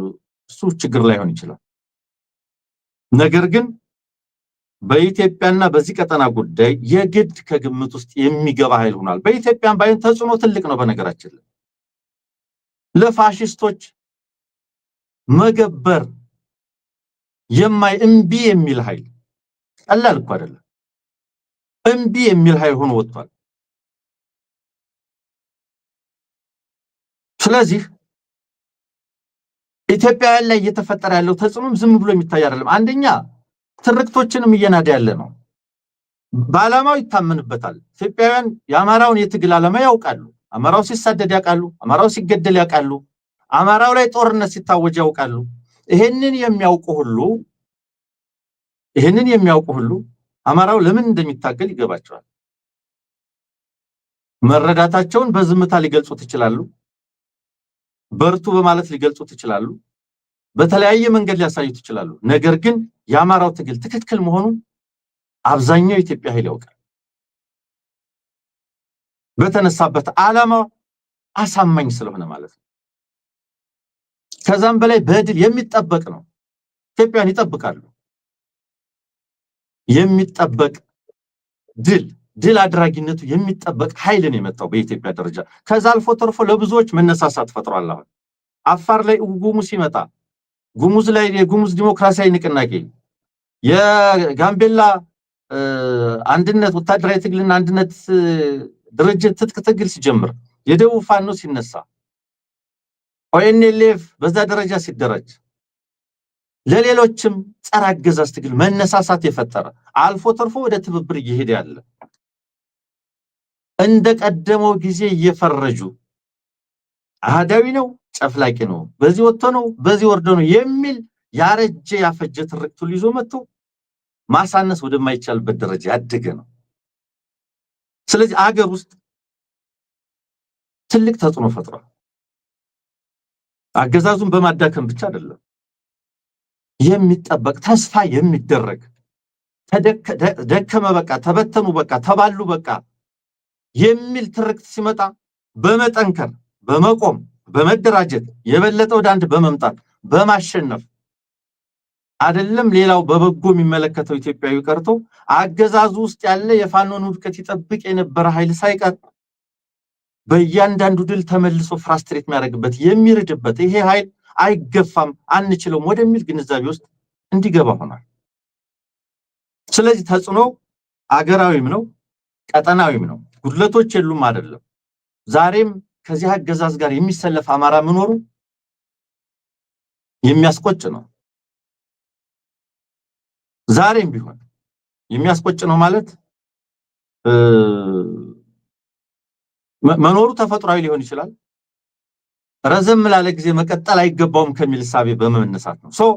በአጠቃላይ ይሄንን የመሰለ አቅም የፈጠረ በመሆኑ የቀጠናው ጉዳዮች የኢትዮጵያ ጉዳዮች ከአማራ ትግል ከአማራ ኃይሎች ምንድነው ቁመና እና ይዞታ አኳያ የሚመረመሩበት ጊዜ ላይ ደርሷል የሚል አረዳድ ነው ያለኝ። እንደው ከዚሁ ጋር ተያይዞ ግን ኢንጂነር ይልቃል ቅድም ያልናት ነች ኢትዮጵያ ውስጧ የምትነድ ዙሪያዋ የሚነድ እዚህ ላይ የአብይ አህመድን ሚና ተመልከተው። ሌሎችን በባዳነትና በባንዳነት ይከሳል። ጦረኛነቱ የት ድረስ እየሄደ ነው ያለው? ጣልቃ ገብነቱ የት ድረስ እየሄደ ነው ያለው? የዲቫይድ ኤንድ ሩል ባለፈው ሳምንት ስንመለከተው የነበረ ነው። ከፋፍለህ ግዛ፣ ግለሰቦችን በመከፋፈል ቡድኖችን በመከፋፈል ብሔሮችን በመከፋፈል ሃይማኖቶችን በመከፋፈል የከፋፍለህ ግዛና የውክልና ጦርነት ስልቶቹ በውጭም በውስጥም በደንብ የሚታዩ ናቸውና እዚህ ላይ አንተ እይታ ምንድነው? እንዴት ነው የምትረዳው? ይሄንን በተደጋጋሚ ብዙ ሚዲያ ላይ ስታነሳው አይቻለሁ። ግን ጦረኛነቱ በውስጥና በውጭ የከፋፍለህ ግዛና የውክልና ጦርነት ረሃቡ ልበለው ወይም ጥሪው ልበለው በዚህ መሃል ደግሞ የብሔራዊ ጥቅም አርበኛ መስሎም ደግሞ ሊቀርብ ስለሚፈልግ ይሄን አገዛዝ ከብሔራዊ ጥቅምና ከአርበኝነት ጋር ማያያዝ ይቻላል ወይ? ጦረኛነትን ከብሔራዊ ጥቅምና አርበኝነት ጋር ማያያዝ ይቻላል ወይ የሚለው ላይ ሐሳብ ብትሰጠን። ጥሩ ነው። አንሙት በደንብ አድርገህ ሄደህበታል። በተግባር መገለጫዎችን ሁሉ አሳይተህ የአማራውን ያስተሳሰብ እድገት ደረጃዎችና ያንንም ደግሞ በሚታዩና በሚጨበጡ በሚዳሰሱ መለኪያዎች ሲታይ ብዙ ርቀት መሄዱን በሚገባ አሳይተሃል። በቀጠናውም ሆነ በኢትዮጵያ ያሉ ኃይሎች ሁሉ ስለ አማራና ስለ አማራ ኃይሎች የነበራቸው አመለካከት አሁን ደግሞ የሚገኝበት ሁኔታና ሌሎች እንዴት እያዩት እንደሆነ ያንን የትርክት አስተሳሰብ ሁሉ ንዶ በመልካም የሚታይና ለሁሉም ኃይሎችና ለኢትዮጵያ መድህን የሚሆን ድርጅቱ ነው። እነዛን ሁሉ በተግባር መገለጫዎች እያሳየ እንደመጣ አሳይታል። ስለዚህ ይሄ ትልቅ የሆነ እንደው ኢቮሉሽን ሳይሆን ሪቮሉሽን የሚያሰኝ አይነት ነው። እንደው ከነበርንበት ከተጋገረ እና ከነተበ አመለካከት አንጻር ስናየው ቅድም ፋኖችም በገለጹት ሁኔታ ውስጥ እኮ ኦልሞስት ራስን የመዘንጋት ብቻ ሳይሆን ወደ ውስጥ የመበስበስም አይነት ችግር አጋጥሞን እንደነበረ ነው የሚረዱትና ከዛ አልፎ እንግዲህ ከመበስበስ እንደገና ወደ አዲስ ሆኖ መፈጠርና እንደገና የመምጣትም የሚመስል ነገር ነው። እንደገና የመፈጠር ያህል ነው በአስተሳሰብ ደረጃና ያ ብዙ ርቀት መሄዱን በብዙ ማሳያዎች ገልጸዋል። ግን አጠቃላይ አንሙት መቼም ቀን በቀን የሚሆነውን ነገር በእያንዳንዱ ቀን ስትገልጹ ስለምትሉ ሂደቱም ደግሞ የሚታወቅ ነገር ስለሆነ አጠቃላይ ግን እንደው አብይንም ሆነ አጠቃላይ የኢትዮጵያ ለውጥ ዝም ብለን በደምሳሳው በሐሳብ ደረጃ ብናየው ያ የነበረው አስተሳሰብ ሁሉ ምንድነው ተንዶ እያንዳንዱ ጡብ እየተነሳ አጠቃላይ አሁን ብልጽግና የሚባለው ስብስብ ያ የቅሬታ አስተሳሰብ የሆነው ነገር በምን አይነት ሁኔታ ነው ያለው ካልክ ያመለካከት ጥራት አይደለም ምንም እንደሚፈልግ የማያቅ ከጎረቤቶቹ ጋር እንዴት መኖር የማያቅ የራሱ ድርጅትና የሚሊተሪው ምን እንደሆነ የማያቅ የሚሰራው ነገር ሁሉ መልሶ ወደ ራሱ የሚሄድበትና በአጠቃላይ በእያንዳንዱ ቀን ውስጥ ወደ መሸምቀቅና ወደ መሞት የሚሄድ ስለዚህ ስቴጅ ኦፍ ዲስኢንቴግሬሽን ነው የምለው እኔ ደጋግሜ ያልኩት ነገር ያ ስቴጅ ኦፍ ዲስኢንቴግሬሽን ማለት ያ የነበረው አመለካከት የመሰባበር ውጤት ነው የኢህአዴግ ብስባሽ ነው ስል ቅድም እንዳልከው ዝም ብሎ ቃላት ብቻ አይደለም በቃ በለውጥ ቲዮሪ ውስጥ ያለ ያ አስተሳሰብ ቅድም እንዳልኩ ክሪኤቲቭ ዲስትራክሽን በሚባለው አዲስ ነገር ለመፍጠር የነበረውን ነገር ማፍረስ ያስፈልጋል ያ አስተሳሰብ ተንዶ በድርጅት ደረጃ የማይግባቡ የማይታወቁ እርስ በርስ የሚጋጭ ሐሳብ ያላቸው ከጎረቤቶቻቸው ሁሉ ተጣልተው ኃይል ሁሉ ወደ እነሱ እንዲሰበሰብ የሚያደርግ ፓኒክ ሙድ ውስጥ ያለ ራሱን ሊያጠፋ የተዘጋጀ የሚደናበር አመለካከት ነው አሁን 4 ኪሎ ላይ ያለ ማለት ነው ይሄንን ደግሞ በአስተሳሰብ ደረጃ የሚቀይር ስትራቴጂካሊ የታሰበበት አማራ በራሱ ውስጥ ያሉትን አስተሳሰቦችና ስንጥቆች አሻሽሎ አንዱ ነው የመጣበት ሌሎቹንም የያዘበት ቀጠናውንም የያዘበት እና ወደፊት የሚሆነውን ነገር ሁሉ በራዕይ የሚመራበት መስመር ያለው አመለካከቱ ነው መጥቷል ያ ደግሞ ከ100 ዓመት ሴንቸሪ ኦፍ ኢሙሌሽን የቀረ ብስባሽ የሆነ አመለካከት ደግሞ 4 ኪሎ ላይ ያለ በእነዚህ ሐሳቦች ግጭት ውስጥ ነው ያለውና በዚህ ሂደት ውስጥ ደግሞ አብይ አህመድ የሚባለው ሰውዬ በራሱ is kind of performative የሆነ እንትን ነው በማታለል በማደናገር በትናንሽ ነገሮች ውስጥ በስንጥቆች የመቆየት ነበር እነዛ ነገሮች ደግሞ በተለይ በዚህ 2 ዓመቱ ስራ ውስጥ ደፋር የሆኑ ውሳኔዎችን በመወሰን የፖለቲካ ኃይሎች ሁሉ እነዛን ችግሮችን ተሻግረው የጋራ አመለካከት እንዲፈጠር ያደረጉበት ሁኔታ ላይ ነው ያለው ስለዚህ በዚህ ሂደት ውስጥ የቀናት ጉዳይ ካልሆነ በስተቀር ለውጥ የግድ እንደሆነ በግልጽ ያሳያል ይሄኛው አመለካከት እየጎለበተ አብይ ደግሞ በስንጥቆችን ለመጠቀም በሃይማኖት ይገባል በባህል ይገባል በአካባቢያዊነት ይገባል እንደዛ ነገሮች ሁሉ እየሞቱ እንዲሄዱ በግልጽ ማሳያ ነው ይሄንን አንድ ስፔሲፊክ ምሳሌ ቀላል የሚመስል ግን ትልቅ ማሳያ ሆኖ የሚታያል ሰሞኑን አሁን ደቡብ ጎንደር አካባቢ የተነሱትን ነገሮች እናንሳቸው ለትምህርት ስለሆነ የምንነጋገረው እውነት ነው አሁን ለምሳሌ ጎንደር ላይ ያለውን አስተሳሰብ ትንሽ እንግዲህ የአካባቢያዊ የሆነ ዩኒክ የሆነ የራስ አመለካከት አለ አይደለም አጠቃላይ እንደ ሀገር የምንይዘው እንደ አማራ የምንይዘው ሆኖ ደግሞ ሪጂናል ካራክተሪስቲክስ እና ጥያቄዎችም ሆነ በሰብ ዩኒት የሚለያዩባቸው ሁኔታዎች ይፈጠራሉ አሁን የጎንደርን ሁኔታ እንዴት አርጎ ይዞት ነበር ካል ጎንደር እንግዲህ በመተማ በኩል ያለው የመሬት ጉዳይ አለ ከትግራይ ኃይሎች ጋር ያለ ቅሬታ አለ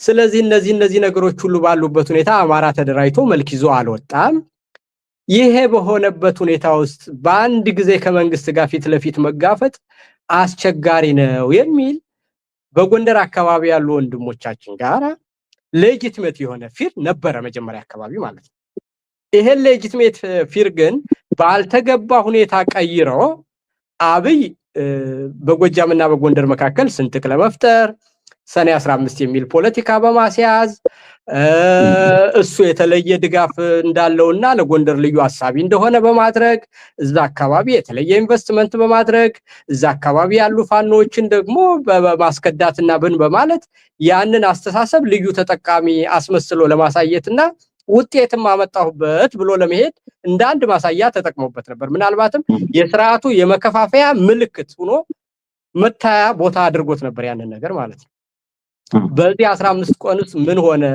የነሱ ግምገማና ሪያሊቲው ምን አሳየ ካልከይ ያንን እንደውነት ወስዶ የራሱን ፕሮፓጋንዳ እንደውነት ወስዶ አማራም እንደተለያየ ደቡብ ጎንደር ላይ የተለየ ድጋፍ እንዳለው ፋኖችም እንደተዳከሙ ነው ምንረዳዋልና እዛ አካባቢ ያለውን ኃይል አሳስቶ ወደ ሌላ አካባቢ ዲፕሎይ ያረገ ሰራዊቱንና በዛው በአካባቢው ባለ ኃይል የጸጥታ ኃይል ሁኔታውን መያዝ የሚችልበት ደረጃ ላይ ብሎ አለ 24 ሰዓት ባልሞላ ኃይል አጠቃላይ ፋኖች ያንን አካባቢ በሙሉ ተቆጣጣሩ በሚያስደንቅ ሁኔታ ያ ማለት የአማራ ህዝብ በትክክለኛ ንቃቱ ጠላቱ ማን እንደሆነ ወዳጁ ማን እንደሆነ የጥያቄውን ምንነትም በሚገባ እንደተረዳው በሌላ አነጋገር ደግሞ እነዚህ እበላባይ ኤሊቶች በአየር ላይ ያሉና በፕሮፓጋንዳ ያሉ እንጂ በተግባር ሲታይ ሪያሊቲው ያ መሆኑን እኛ በትክክል የአማራን ኃይል በዚህ ደረጃ ነው ብለን ለምንል ሰዎች ትክክለኛነታችንን ያረጋገጠ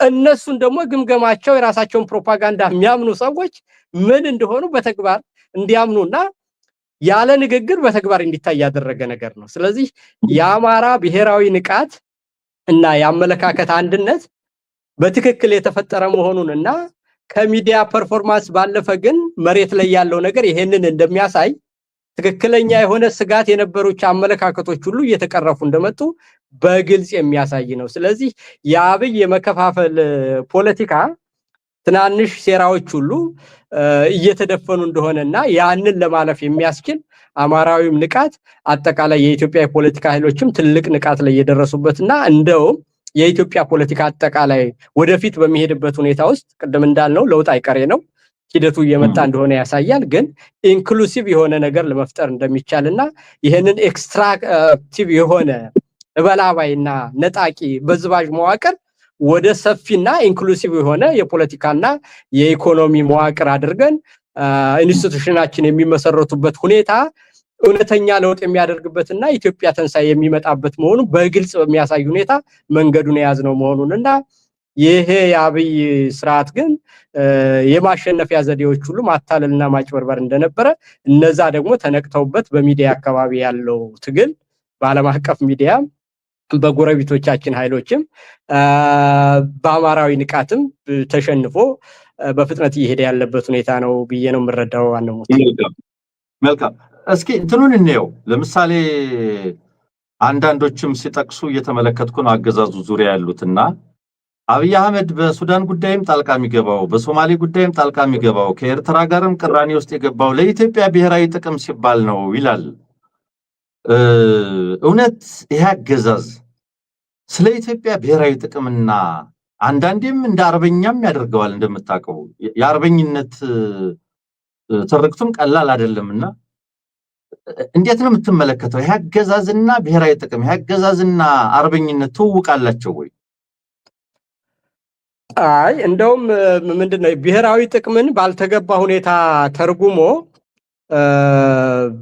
ምንድነው ለስልጣን መቆያ ሊያደርገው ሲፈልግ ይሄንን የኢትዮጵያውያንን ስነልቦና ስርዓቱ እንግዲህ እንዳልነው ይሄ ፐርፎርማቲቭ የሆነና በስዕል በፎቶ ሴንሴሽናል በሆኑ ነገሮች የሚኖር ስለሆነ የኢትዮጵያ ሕዝብ ወደብ ይወዳል፣ ወደብን ባነሳ ማደናገር ይችላል፣ የኢትዮጵያ ሕዝብ ሉዓላዊነት ይወዳል፣ ሌላ አልደፈርም ባይነት አለው፣ ያንን ባነሳ እኖርበታለሁ በሚሉ ይሄንን ነገር ግን በተግባር ሲተረጎም ግን ኢትዮጵያን የሚያውድ ማሳብ ይዞ በመነሳቱ እነዛ ነገሮች ደግሞ አግባብነት እንደሌላቸው እና ወደ ዘላቂነት የማይሄዱ መሆኑን በተግባር ሁሉ ስለታየ የኢትዮጵያ ብሔራዊ ጥቅም ስናስከብርኛ በታሪካችን ማንንም ወረን አናቅም፣ ለአፍሪካውያን ነፃነት ሁሉ ምሳሌ ነን፣ በዓለም አቀፍ ተቋማትና ዓለም አቀፍ ህጎች እንዲከበሩ የሰራነን፣ በዛ ሂደትም ጥቃት ደርሶብን የተማርን ሰዎች ነን፣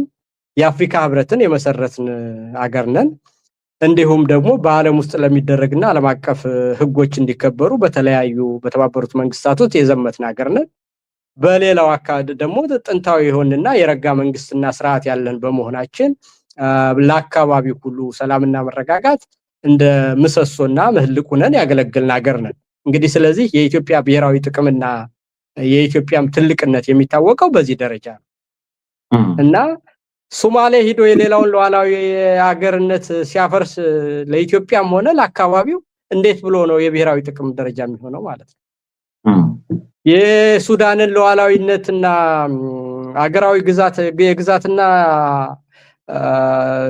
የህሉ አንድነት ናሽናል ሶቨርኒቲ እና ቴሪቶሪያል ኢንቴግሪቲ በሚጥስ መልኩ ከሸማቂ ጋርና በሰብአዊ መብትና በጄኖሳይድ ከሚከሰስ ወንጀለኛ ጋር በተቃራኒው የሱዳንን ሉዓላዊነት በሚገፍ ሁኔታ ሲገባ የኢትዮጵያ ብሔራዊ ጥቅም እንዴት ብሎ ነው የሚከበረው?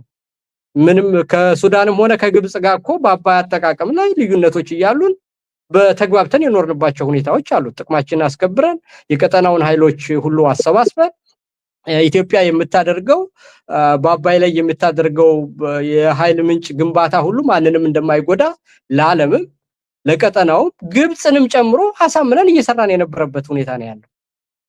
ያንን ግን ኮንፍሮንቴሽናል ወደሆነና ጠላቶች እንዲተባበሩ በሚያደርግ መልኩ ሲያደርገው እንዴት ብሎ ነው ብሔራዊ ጥቅምና ጀግንነት የሚሆነው ማለት ነው? እና የብሔራዊ ጥቅምን የጎዳ ነው። እንደውም ይሄ ስርዓት በቆየ ቁጥር ለኢትዮጵያም ብሔራዊ ጥቅም ለቀጠናው ሰላምና መረጋጋትም ዘላቂ ከሆኑ ወዳጆቻችንና ለዓለምም ሰላም ሁሉ ችግር የሚፈጥር ሆኖ ስለተገኘ በተግባሩ ከሁሉም ጋር ተጣልቶ ኢትዮጵያን የማይወክል በተደጋጋሚ የሚዋሽ ትናንት ያለውን ዛሬ የማይደግም የሚያደርገውን ነገር ለምን እንደሚያደርገው የማያቅ በተግባር ደግሞ የሚጠየቁ የሚባሉ የማይባሉ ነገሮችን የማያቅ አካል በመሆኑ ከኤርትራ ጋር ያለውን መልካም ግንኙነት ለማድረግ እኮ ዓለም ሁሉ ኖቤል የሸለመው ግንኙነት ሁሉ ወደ መልካም ሊሄድ ነው የኢትዮጵያና ኤርትራ ግንኙነት ተብሎ በጥሩ ሁኔታ የነበረ ነውና ያንን የመልካም ግንኙነት ጉዞ በሚያዛባና ለራሱ ስልጣን ብቻ በሚሆን አድርጎ ከዓለም ሕግ ጋር በተቃረነ ሁኔታ ኤርትራን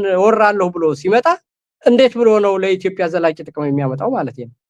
እና እነዚህ ሁሉ መለኪያዎች አጠቃላይ ሲታዩ ለራሱም የማይሆን ለኢትዮጵያም የማይሆን አንድ የወደቀና የተደናበረ ዕውቀት የሌለው መጨረሻ ላይ ሁሉንም ነገር ያጣ አይዲዮሎጂ የሌለው ድርጅት የሌለው የሚዋበጋበት ምክንያት የሌለው ስለወደፊቷን ኢትዮጵያን በምን ሁኔታ እንደሚያይ የማይታወቅ ዳፍንታም የሆነ አጠቃላይ በስባሽ ስርዓት መሆኑንና ይሄ ደግሞ ቶሎ መገለል እንዳለበት እንጂ በምንም አይነት አብይ እስካለ ድረስ እኔ እንኳንስ የኢትዮጵያ ብሔራዊ ጥቅም ኢትዮጵያ ራሷ ትኖራለች የሚለውም በተግባር እያሳየን ያለ ነው እና ስንጥቅ የሚወድ ልዩነትን የሚያሰፋ ለምን እንደሚያደርገው የማይታወቅ እኔ እንደው ይሄንን እንደ ቁም ነገር የሚወስድ ሰው ካለ በእውነት እንደው ጤናው ራሱ መመርመር አለበት ባይነኝ ወንድም አንሙት ይመስልካል። እስኪ እንደው የሀገር ውስጥ ጉዳዮችን የሀገር ውስጥ ጦርነቶችን ወደ በሚሊሻ ወደ መመከት እየገባ ነው አንደኛው ገጽታው። በኦሮሚያም በአማራም በሚሊሻ ባድማ በተና የውስጥ ጦርነቶችን የመቋቋምን ብለው የመመከት ሙከራ ወይም ዝንባሌ እየተመለከትን ነው በአንድ በኩል። በሌላ በኩል አንዳንድ መረጃዎች ደግሞ የሚያሳዩን ምናልባት ቀን የተቆረጠለት የሚመስል የጦርነት እቅድ እየተመለከትን ነው። ምናልባት ከዚህ ከሰሞኑ 39ኛው የአፍሪካ ህብረት የመሪዎች ጉባኤ በኋላ ምናልባት በአጭር ጊዜ ውስጥ ሌላ ዙር ጦርነት ሊያደርግ እንደሚችል ብዙ ምልክቶች እየታዩ ነው ያሉት። በአጠቃላይ የውስጥ ሁኔታው እንዳልኩ በሚሊሻ ሊጠበቅ የሚችል ነው ወይ አንድ ጉዳይ ሆኖ ቀጠናው ላይ የገባባቸው ነገሮች በሙሉ በሱዳን በለው ከኤርትራ ጋር በለው በሌላም ከሶማሌ ክልሎች ጋር በለው ወዴት ሊወስደን ይችላል?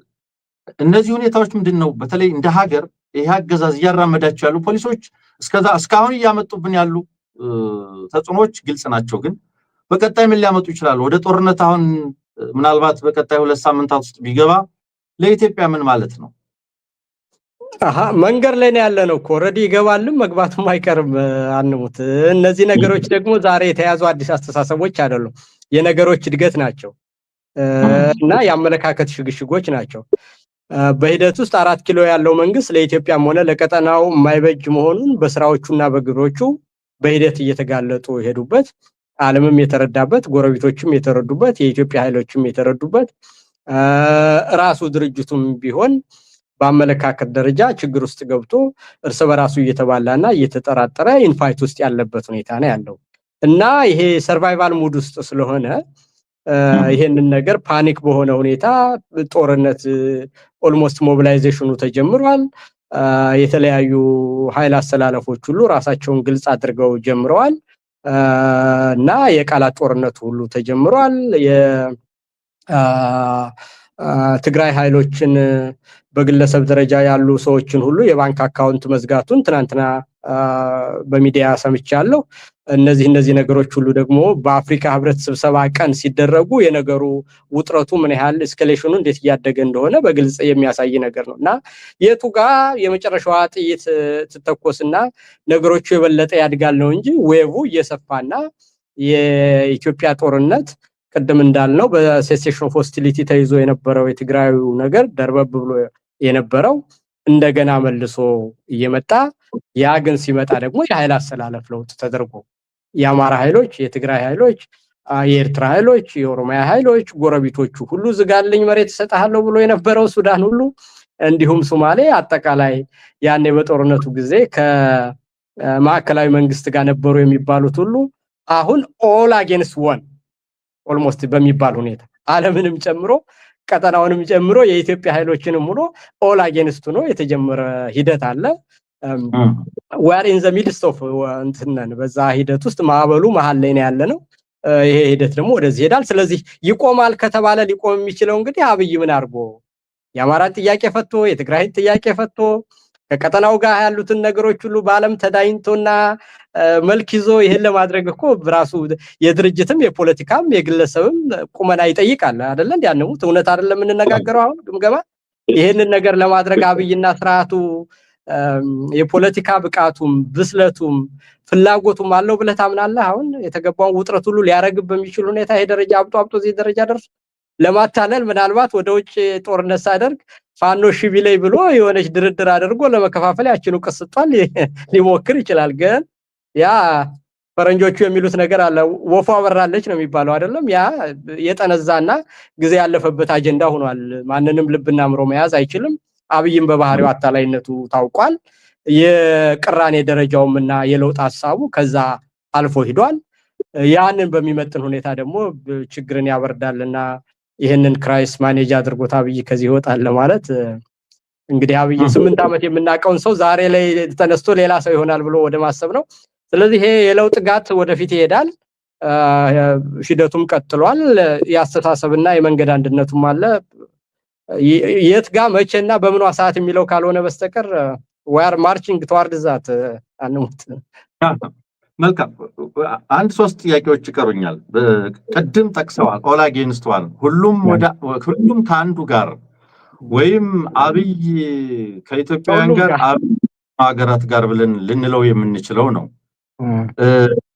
ከዚህ አኳያ አገዛዙም በአንድ በኩል ለመከፋፈል በተለይ መቸለታውን የፓርላማ ውሎ ተመልክተዋል በያስባለሁኝ ትግራይን ከኤርትራ ለማጋጨት ጨፈጨፏቸዋል አማራን ከትግራይ ለማጋጨት ጨፈጨፏቸዋል እንደገና አማራውን ከኤርትራ ያጋጫል ብሎ ነው ምስክር ሆኖ ለጥፋታቸው ብሎ ስሞች ጠራ እስቲል ያ የመከፋፈል ፍላጎቱ እንዳለ ነው ግን ደጋግመህ በተለያዩ መድረኮች ቦልድሊ ከምታቀርባቸው ሐሳቦች መካከል ይህንን አገዛዝ ለማስወገድ ትብብሮች አጋርነቶች አስፈላጊ ስለመሆናቸው ነውና አሁን በኢትዮጵያ ውስጥ ያሉ ታጠቁ ኃይሎች አሉ በቀጠናው ይሄ አገዛዝ ስጋት የፈጠረባቸው በጣም በርካታ ኃይሎችም አሉና ለሰላም ለዲሞክራሲ ለመልካም ጉርብትና በዚህ ቀጠና በዚህ ሀገር ውስጥ ሊኖር ስለሚገባው ትብብር አይ ቲንክ ደጋግመን ማንሳት ያለብን ይመስለኛል ይሄ አገዛዝ ባንዳዎች የሚለው ለማሸማቀቅ ይዞት የሚመጣው ጉዳይ ታሪካዊ ጠላቶች ምናምኖች ተልኮዎች ምናምኖች የሚላቸው ነገሮች ያሸማቀቁን አይገባምና እንደይሄንን ቦልድሊ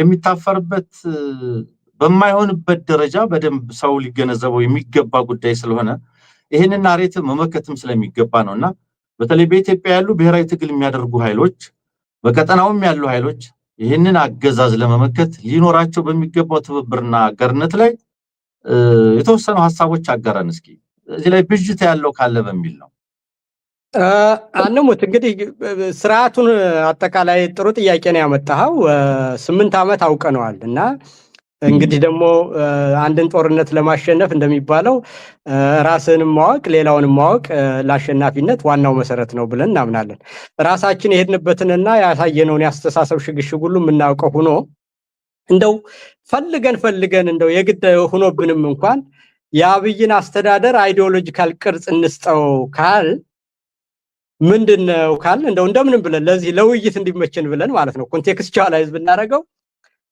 ምን የሚሉት እንትን አላቸው አንሙት ፕራግማቲዝም እና ፖስት ትሩዝ ኤራ የሚሉት እንትን አላቸው በማኑዋሎቻቸው እንግዲህ ይሄ ማለት ምንድነው መገለባበጥና ዛሬ ሌላ ሰው ነገ ሌላ ሰው መሆን ችግር የለውም ዋናው ፍላጎታችንን ማሳካት ነው መሆኑ ነው እንግዲህ ፕራግማቲዝም በእነሱ ኮንቴክስት ወይም ደግሞ ፖስት ትሩዝ ኤራ የሚባለው በዛሬ ጊዜ አንድ ነገር እውነት መሆኑ ብዙ ነገር የለውም ዛሬ የሚጠቅም ነገር ከሆነ ነጭ ውሸት መዋሸት ነውር አይደለም ነው በእነሱ አነጋገር እንግዲህ እና ይሄ ደግሞ ዘመኑ እንዲህ ይላል ብለው ጊዜና ዘመንን ለነሱ በሚመች ሁኔታ ተርጉመውታል ማለት ነው። በሌላ ወገን ግን እውነተኛውን ነገር ይዘን ስንመጣኛ ኢትዮጵያ የሃይማኖት ሀገር ነው፣ እውነት የሚወድ ሀገር ነው። አንድን ማህበረሰብ ልትመራ ከፈለክ ማህበረሰብህን በሚገባ ማወቅና ከማህበረሰብህን አስተሳሰብ ችግሮችም ካሉ ከዛ አስተሳሰብ እንዲወጣ ማስተማርን ይጠይቃል። ስለዚህ አስቀድመህ ማሰብ ያስፈልጋል ማለት ነው። በሌላ ወገን ደግሞ ተነጥለህ እንዳትሄድ ደግሞ ዝም ብለህ እንደ ጉድ ኳሳ እየተባልክ እንዳትሄድ የህዝብን ፍላጎትና ስነ ልቦናና ስሜቱንም ማወቅ ያስፈልጋል ማለት ነው። ስለዚህ አይዞሌሽንም እንዳይመጣ ተነጥለህ ሄደህ ከዘመኑ ጋር የማይሄድ ነገር እንዳታመጣ እውነትም ቢኖርህ ማለት ነው። በሌላ ወገን ደግሞ ህዝብን ላለማስቀየም ብለህ ያለውን ነገር እያደረካለ እዛው ስታግኔሽንና መበስበስ ስለሚመጣ ስታግኔሽንንና አይዞሌሽንን ባላንስ አድርገህ ማህበረሰብን ከአንድ ካለበት ሁኔታ እያስተማርክም እየቀሰቀስክ ተነጥለህም እንዳትሄድ ብዙ ርቀት እንደ ኃይሌ ሳትሮጥ ያንን ሚዛን ጠብቀህ በዛ ማርጅን መንቀሳቀስ ነው ትክክለኛው ስትራቴጂ። ስለዚህ የአብይ ውሸታምነትና ፖስት ትሩዝ ኤራና ፕራግማቲዝም የሚለው ኤርትራ ላይ ያደረገው እንደ ክደት ታውቆ አይንህን አለ እየተባለበት በትግራይና በአማራ መካከል ያለውን ስንጥቅ ለመጠቀም የተጠቀመበት ነገር ፕራግማቲዝም ብሎ የትግራይን ኃይሎች መልሶ ካጠቃ በኋላ ደግሞ ለራሱ መምቻ ለመጠቀም ከአማራም ከኤርትራም ሊያጣላቸው ሲፈልግ ሞኝህን ፈልግ ያሉበት። በሌላ አነጋገር ደግሞ እኛ ከ2 ዓመት ጀምረን ያለውን ነገር ለህዝባችን ትንሽም ቢሆን ታማኒነት እንደሚያስፈልግ አድርገን እውነት እየተናገርን ሳንዋሽ ሳንገለባበጥ መከራና ጊዜ እንኳን ባለ ጊዜ ንፋሱ ወዲህና ወዲያ ሳይለን እውነቱን አድርገን ለህዝብና ለሀገር መከታ በሚሆንበት ጊዜ አብረን እየቆምን በሌላ አነጋገር በትግራይ ጦርነት ውስጥ በነበረ ሁኔታ ውስጥ እኛ የነበረንን አቋም ሁሉ ታውቋል አይደለም? ያን አቋም በመያዛችን አሁን ስለ አንድነት ስንናገር መደመጥ ችለን ወቅሰንም ሆነ ምን ብለን የኤርትራን ጉዳይ መደበቂያ እንዳያደርገው የወደብን ጉዳይ ከ2 ዓመት ጀምረን ሰርተንበት ይሄ አስተሳሰብ ደግሞ ሜንስትሪም ሐሳቡ ነው መጥቶ ተለውጦ ባለበት ላይ ሲጨንቀው ከ2 ዓመት ጉዞ በኋላኛ ከሄድን በኋላ ዛሬ ቢያመጣው ያንን ወሬ የማይሰራበት ሁኔታ ላይ ደርሷል ነው። ስለዚህ ይሄንን አሁን ያዝነው ነገር ያ አስተሳሰብ የማይገዛ ሐሳብ መሆኑን ቅድም እኮ ደቡብ ጎንደር ላይ ሁሉ ያሳየው እነዛ ስንጥቆችን የመጠቀም ፖለቲካው ሁሉ እነዛ ቦምቦች በአጠቃላይ የከሸፉበትና የመከኑበት ሁኔታ ላይ ደርሰናል እነዛ ሲጠቀምባቸውና ይሄንን ጉዞ ከዛ አልፈን ወደ መተባበርና ወደ አንድነት ፋኖር ሆኖ እነዛን አመለካከቶች ሁሉ በምን ሁኔታ እንደቀረጻቸው እንደው ከትንሽ ጊዜ በፊት እኮ አሁን ያሉትን ኃይሎችን ሁሉ እኮ አብረው መስራት ይቻላል ብሎ መናገር እኮ የሚያስፈራበት ጊዜ ነበር አይደለም? እና ያ አመለካከት አሁን በየት ደረጃ ነው ያለው ካል ብዙ ርቀት ሄደናል። ገደሎችንና ስንጥቆችን ሁሉ ደፍነናል። ግን ደግሞ በተባለ ሁኔታ አሁን የተያዙት ነገሮች ሁሉ መልካም ናቸው። የህዝብን አስተሳሰብ ሁሉ ጊዜ ማስተማር ኤምፓወር ማድረግ የቀረም ሰው ካለ ደግሞ ማስተማርን ስለሚያስፈልግ በዛ ደረጃ በሚደረገው ነገር ውስጥ እንደ ኤቢሲ ያሉ ሚዲያዎች ያላችሁ ሚና ከፍተኛ ስለሆነ ምንም የሚያስፈራ ነገር የለም። አሁን በመናደርገው ነገር ቅድም እንዳልነው ኤክስትራክቲቭ የሆነን ደመጣጭ ስርዓት በቃ እነዚህ እኮ አሁን አብይ ቦታ ላይ ያሉ ሰዎች ስሰማኮ ምንድነው ጌታቸው አሰፋ የትኛው ወንበር ላይ ነበር የሚቀመጥ አቦይ ስብሐት የቱ ጋር ነበር ሸራተን የሚጠቀም የሚሉ ልክ ያንን የነበረውን ነገር መልሶ ኤክስትራክቲቭ ተቋም በዛው ላይ እዛው የመተካት አዙሪት ቪሺየስ ሰርክል ውስጥ ነው ያለ። በሌላ አነጋገር ግን አሁን ፋኖ ያዛቸውን አመለካከቶች ካላችሁ የብሔረሰብ ፖለቲካን እንደሚጠላና አሃዳዊ አመለካከት ያለው የሚባለው የአማራ ኢሊት ከዛ የመጡ ወጣት ልጆች በብሔረሰብ መደራጀትን አቋም አድርገው እርስ በርሳቸው ተተጋግለው ያን አመለካከት የድርጅታቸው ገዢ አድርገው የሌሎችን መብት ሁሉ ስለማክበር ደፋር ውሳኔዎችን አድርገው ማስፈራሪያ የሆኑ ፕሮፓጋንዳዎችን ሁሉ ቶታል ፓራዳይም ሽፍት በሚመስል ሁኔታ ቀይረው እንዴት መስራት እንደሚቻል አሳምነው ከዛም በኋላ ደግሞ ይሄንን ኃይል አጠቃላይ ከሌሎች ሁሉ እንዴት እንደሚሰራና ቀጠናዊ ኃይሎች ጋር ሁሉ እንዴት መተባበር እንደሚችል ትልቅ ያስተሳሰብ እንደው ትራንስፎርሜሽናል በሚባል ሁኔታ ይሄድና ሁሉንም ኢንክሉሲቭ የሆነ መዋቅር ለማምጣት እየሄደ ያለ ስለሆነ ይሄ ነገር ደግሞ ታስቦበት በተደጋጋሚ እየተሰራና ስርዓቱ እንግዲህ መሳሪያ አለው፣ ጠመንጃ አለው፣ ገንዘብ አለው፣ ጉልበት አለው። ይሄንን ለማበላሸት የሚያደርገው ነገር ስላለ እየተከታተሉ ግር በግር መስራት ያስፈልጋል ነው ምለዋን ነው። መልካም ምን ትጠብቃለህ? አሁን ይህ አገዛዝ ከትግራይ ጋር ጦርነት ሊገባ ጫፍ ላይ ነው። ምናልባት ከኤርትራ ጋርም ሊቀጥል ይችላል። ምን ሊከሰት ይችላል? ምናልባት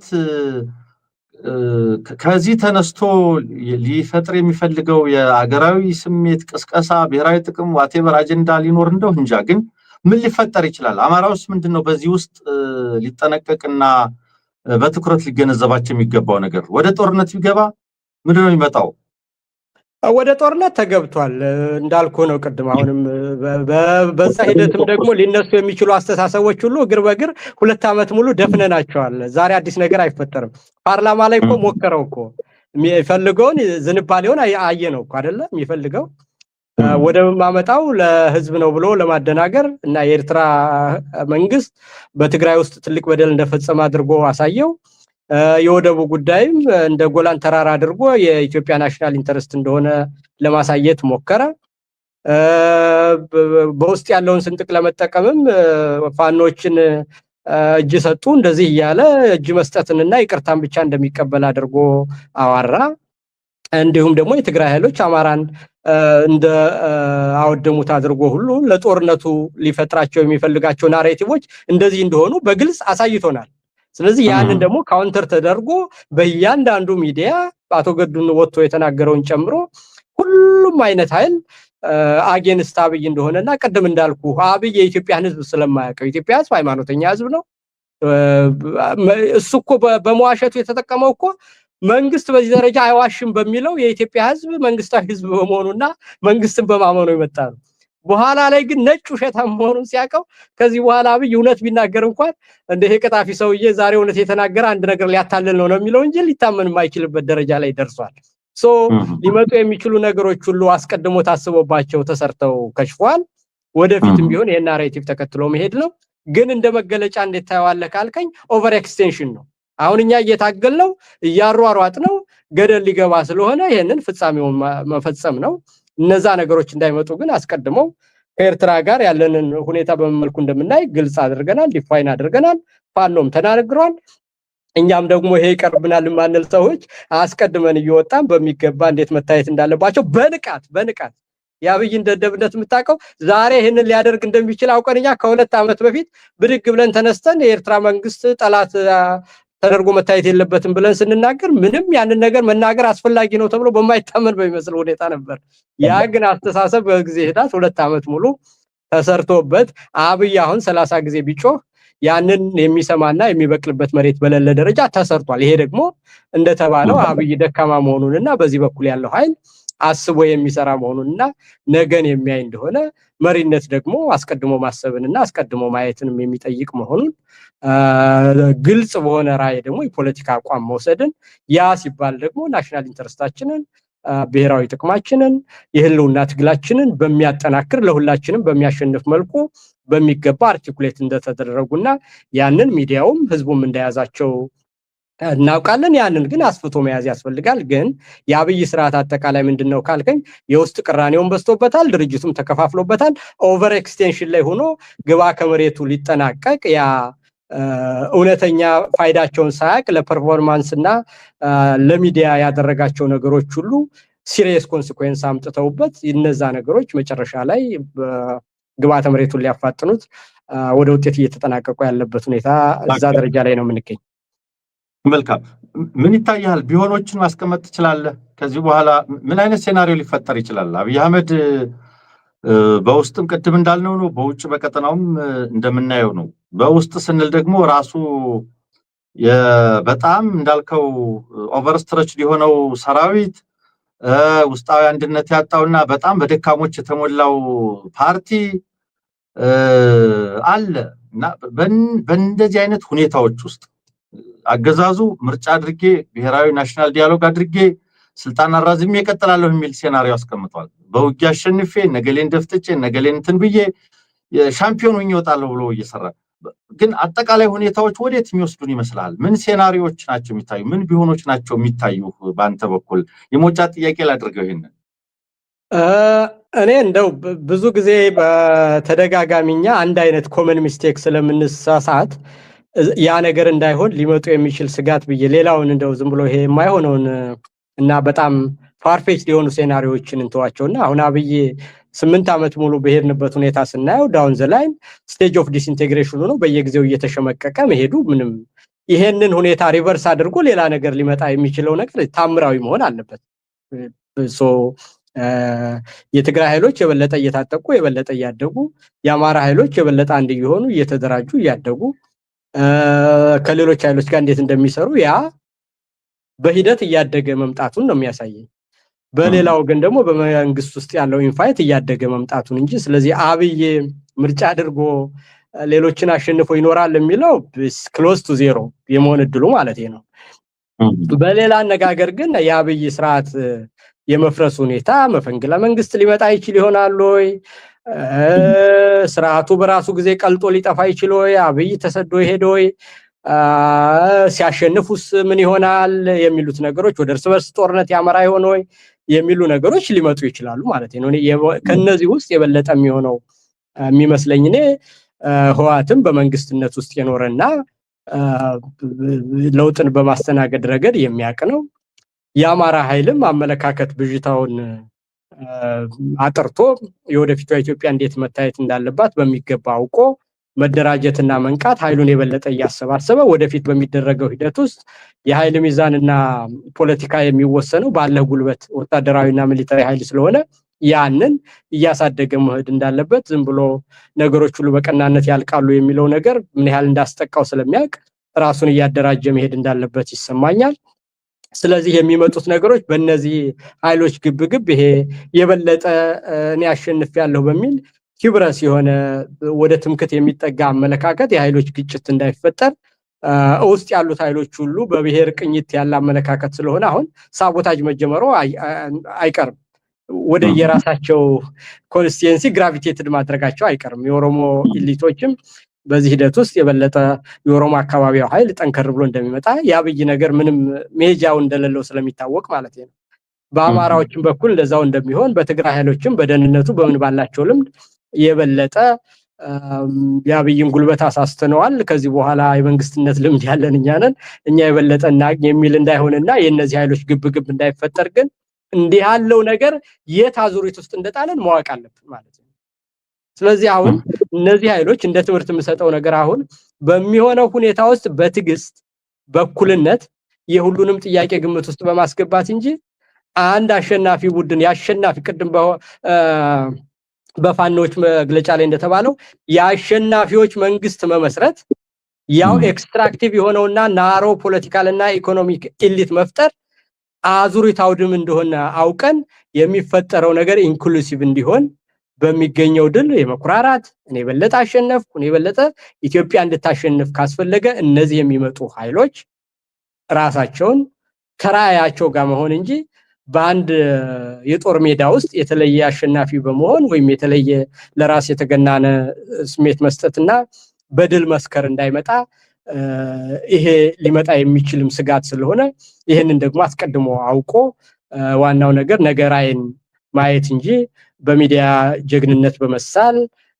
በተለየ የወታደር አዋቂነት በማየት የተለየ ተዋጊ ነኝ ነገሩን ሁሉ እንዲህ ያደረኩት ወይም ፋኖም ቢሆን ራሱ በስትራቴጂ አድርጌ ጠላቶች ከነበሩት ሁሉ ጋራ ተስማምቼ አዲስ ነገር አመጣሁ ብሎ የማይሆን ጀብደኝነትና ያሸናፊነት ስነልቦና ውሎ አድሮ ለውድቀትም ስለሚያድር እነ ናፖሊዮንን ሁሉ መጨረሻ ላይ የጣላቸው ነገር ይሄ አስተሳሰብ ነው። ከልፍ ያለፈ እና ወደ ሂብረስ ወደ ስካር የሚጠጋ ጀብደኝነት እና መናናቅ በተለይ ደግሞ በብሔር በተዋቀረ ሀገር ውስጥ ሊመጣ የሚችል ሐሳብ ስለሆነ ያንን አስቀድመው አውቀው ያ ስካር ስሜታቸውን እንዳይነዳቸውና ከምክንያታዊነት እንዳያርቃቸው አድርገው እነዚህ ኃይሎች የነገዋን ኢትዮጵያ በመመስረት ላይ በትግስትና በብልሃት ጥያቄዎቻችንን መመለስና ወደፊት መራመድ ነው እንጂ ጠመንጃ ያወዛወዙ ማሸነፍ ከሆነ ሁሉም አርጎታል። ስንት ዓመት ኑረናል፣ ከድህነት ያወጣን ነገር የለምና ያንን ትልቅ ልብ እንደ ትውልድ እንደ ሀገር ወደ ተሻለ ነገር ለመራመድ ያችን መስመር ያሰመረ ሰው ነው በታሪክም ፊት የተከበረ የሚሆነውና እዚህ ላይ እንዲያተኩሩ ስጋትም ቢሆን ሊመጣ የሚችለው ይሄ ነው። ኦሮሞ ወደ ኦሮሞ ሲገፋ፣ ትግሬው ወደ ትግሬው፣ አማራው ወደ አማራው ሲሆን ነገን በራስ አምሳል ለመቅረጽ በሚመስል መልኩ የሚደረግ ሽሚያ እንዳይኖር ጥንቃቄ ያስፈልገዋል። ሊሆን የሚችለውም ሴናሪዮ እሱ ይመስለኛል እንጂ የአብይ መውደቅም አይቀሬ ነው። የነበሩት ንቃቃቶቹና መኖሪያዎቹ ሁሉ ዊኒንግ ስትራቴጂዎቹን ሁሉ ዲፊት አድርገናል። መንገዳችንም በአግባቡ ይዘነዋል ብዬ ነው የምረዳው። በዚህ ነው የማየው። አንሙት። መልካም። ምናልባት እንደው መሬት ላይ ብሔራዊ ትግሎች በቀጠሉበት አንዳንድ በውጭ ሀገር ያሉ አካላት የሽግግር መንግስት የሚል ኮንፈረንስ ሲያደርጉ መለከታለሁኝ። እንደው መሬት ላይ በጣም በርካታ ኃይል ዋጋ እየከፈለ ብሔራዊ ትግል እያደረገ ባለበት በውጭ ሀገር ያሉ አካላት የሚያነሱት የሽግግር መንግስት አጀንዳ ምን ያህል አዋጭ ነው ትላለህ? በዛ ረገድ የሽግግር ሂደቱን መወሰን ይቻላል ያልከው ነው ከፉክክርና ከመሳሳብ ወጥቶ ወደ ትብብር መሄድ ስለሆነም በጋራ ጉዳዮች ላይ የጋራ አቋም ወስዶ የሚያለያዩ ነገሮች ላይ ያጠበቡ መሄድ የድህረ አብይ አንደኛው ሴናሪዮ ወይም ትክክለኛው የሽግግር ሂደት ሊሆን እንደሚችል መገመት እንችላለን። ግን አሁን ላይ ሆነው ዋጋ ከሚከፍሉት ከሚታገሉ ኃይሎች በላይ በውጭ ሀገር ሆነው ስለ ሽግግር መንግስት የሚያወሩ አሉ። ጦርነት ይቆም የሚሉም አሉ። ዛሬ ላይ ሆነው እዚህ ላይ የመጨረሻ ሐሳብ እንስጠንና እንጨርስ። አንዳንድ ነገሮችን ምንድነው በኮንቴክስት ፍሬም ማድረግ የሚያስፈልግ ይመስለኛል። አንሙት ተናዳፊነትና ያላስፈላጊ ኮንፍሮንቴሽን መፍጠር አያስፈልግም። ያሉትን ኃይሎች ሁሉ ወደ ፖዚቲቭ ኢነርጂነት ለውጦ ለትግሉ በሚጠቅሙ ሁኔታዎቹ ማድረግ የተሻለ ይመስለኛል። አሁን ለምሳሌ ውጭ ሀገር ያሉ ኃይሎች ሐሳብ ሲያቀርቡ የራሳቸው ተዋጊ የላቸውም፣ የራሳቸው መሬት ላይ ያለ ነገር የላቸውም። ስለዚህ የሚያደርጉት ነገር ሁሉ የኢትዮጵያ ለውጥ ወደፊት የተሻለ ነገር እንዲሆን ሐሳብ ኤክስፕሎር ከማድረግ የተለየ ይሄን ያህል የታጠቀ ሰው ያለና እዛ ያሉት ሰዎች ስልጣንን ይገባኛል እንዳይጣሉ ብለን እየሰጋን እያለ ከዚህ ተወርውሮ ስልጣን የሚይዝበት ነገር አንደኛ ዓለምም እንደዛ አይደለም። ይሄ በአይዲዮሎጂ ድጋፍ በሚዲያ ግርግር አንዱን እንደው ብድግ አድርጎ ግሎሪፋይ አድርጎ ወስዶ የመሾም ዘመን ያለፈበት ነው። ዓለም ራሱ በዛ ደረጃ አይደለም ያለው። ስለዚህ እነዚህ አካላት በኢትዮጵያ ውስጥ ደግሞ በብሔረሰቦች በማንነቶች በአይዲዮሎጂዎች መካከል ብዙ ቅራኔ ስላለ እነዚህ አካላት ሐሳብ ማዳወራቸውና ነገ በዚህ መልኩ ይሁን ማለታቸው የሚጠላ ሐሳብ ስላደለ በዛ መልኩ ፍሬም እያደረጋችሁ እናንተ ፖዚቲቭሊ ወደዛ እንዲሄድ ማድረግ የተሻለ ይመስለኛል እንጂ አሁን ከዚህ ሄዶ ስልጣን ይወስድብኛል የሚለው እኔ ዜሮ ስጋት ስለሆነ በዛ ደረጃ አላስፈላጊ ኤነርጂ እንዳታጠፉ እንደው ከሰው ጋርም ቅራኔ ማብዛት እንዳይሆን ያስፈልጋል። ይሄ ጦርነት ይቁም የሚሉትም እንደተባለው አሁን ምርጫ አደርጋለሁ ምናምን ብሏል። ሞኖፖሊ ኦፍ ቫዮለንስ የመንግስት ነው። ራስህ ጠመንጃ ይዘህ እየተወዛወስክ እኛ ማድረግ አንችልም የሚሉ ወደ ጠመንጃ ትግል አልገባንም የሚሉ ነገር ግን መንግስትን መውቀስ የሚፈልጉ እንደ መግቢያ አጀንዳ አድርጎ ጦርነት በራሳችን ላይ ያወጀብን መንግስት ስለሆነ በእንትን ያደርግ ስለዚህ ጠመንጃ ሐሳብ የማለት አድርጎ በዛ ደረጃ ፍሬም እያደረጉ ዋናው ትግል ያለው መሬት ላይ ስለሆነ በዛ ደረጃ ኮንቴክስቹዋላይዝ ማድረግ እንጂ ከዚህ ተንደርድሮ ስልጣን የመውሰድ ፕራክቲካል ስላደለ ምንም መጨነቅና ለዛም ጉልበት ማጥፋት እንደው ቅራኔ የሚፈልጉ መስሎ አለመታየት አንዳንዴ ሆደ ሰፊነትንና ነገን ማየትና ይሄ ዜሮ ፎርስ የሆኑትንና ኔግሊጂብል የሆኑትን ብዙ መድከም ያለብን አይመስለኝም። አንሙት እጅግ በጣም እናመሰግናለን ኢንጂነር ይልቃል ጌትነት።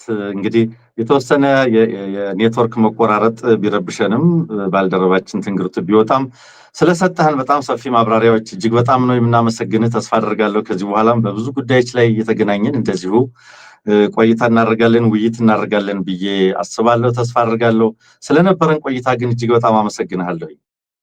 መልካም አንሙት፣ በርታ፣ አንተማ አትጥፋ። እንግዲህ እንደተባለው ነው ቅድም ወንድሜ ነው የትም አይደርስም ብለህ ነው ቀጥረኝ የጠፋህ ይዛን ጊዜ ያም እንደ እንትን ነው የሚታይ እንጂ ስላልተመቸህ ነው። በዛ ደረጃ ነው። አትጥፋ፣ ደውል፣ እንገናኝ። መልካም ጊዜ። እጅግ በጣም አመሰግናለሁ። ቀጥላለሁ፣ እንገናኛለን። እጅግ በጣም ነው ማመሰግንህ ኢንጂነር ይልቃል ጌትነት። ተመልካቾች የዛሬው ትኩረት 30 ከኢንጂነር ይልቃል ጋር የነበረን ቆይታ ይህንን ነው ይመስል የነበረው። አብራችሁን ስለቆያችሁ፣ ኢቢሲን ስለደገፋችሁ፣ ጽሁፎችን ሐሳቦችን ስላጋራችሁ፣ ሁላችሁም አብራችሁን ስለቆያችሁ እጅግ በጣም እናመሰግናለን። የዛሬው መሰናዷችን ይህንን ይመስል ነበረ። ጤና ይስጥልኝ። አውቃለሁ መራር ነው መራብ መጠማት፣ አውቃለሁ መራር ነው መራብ መጠማት፣ ወስዶ አይጸናም እንጂ እንደ መተካት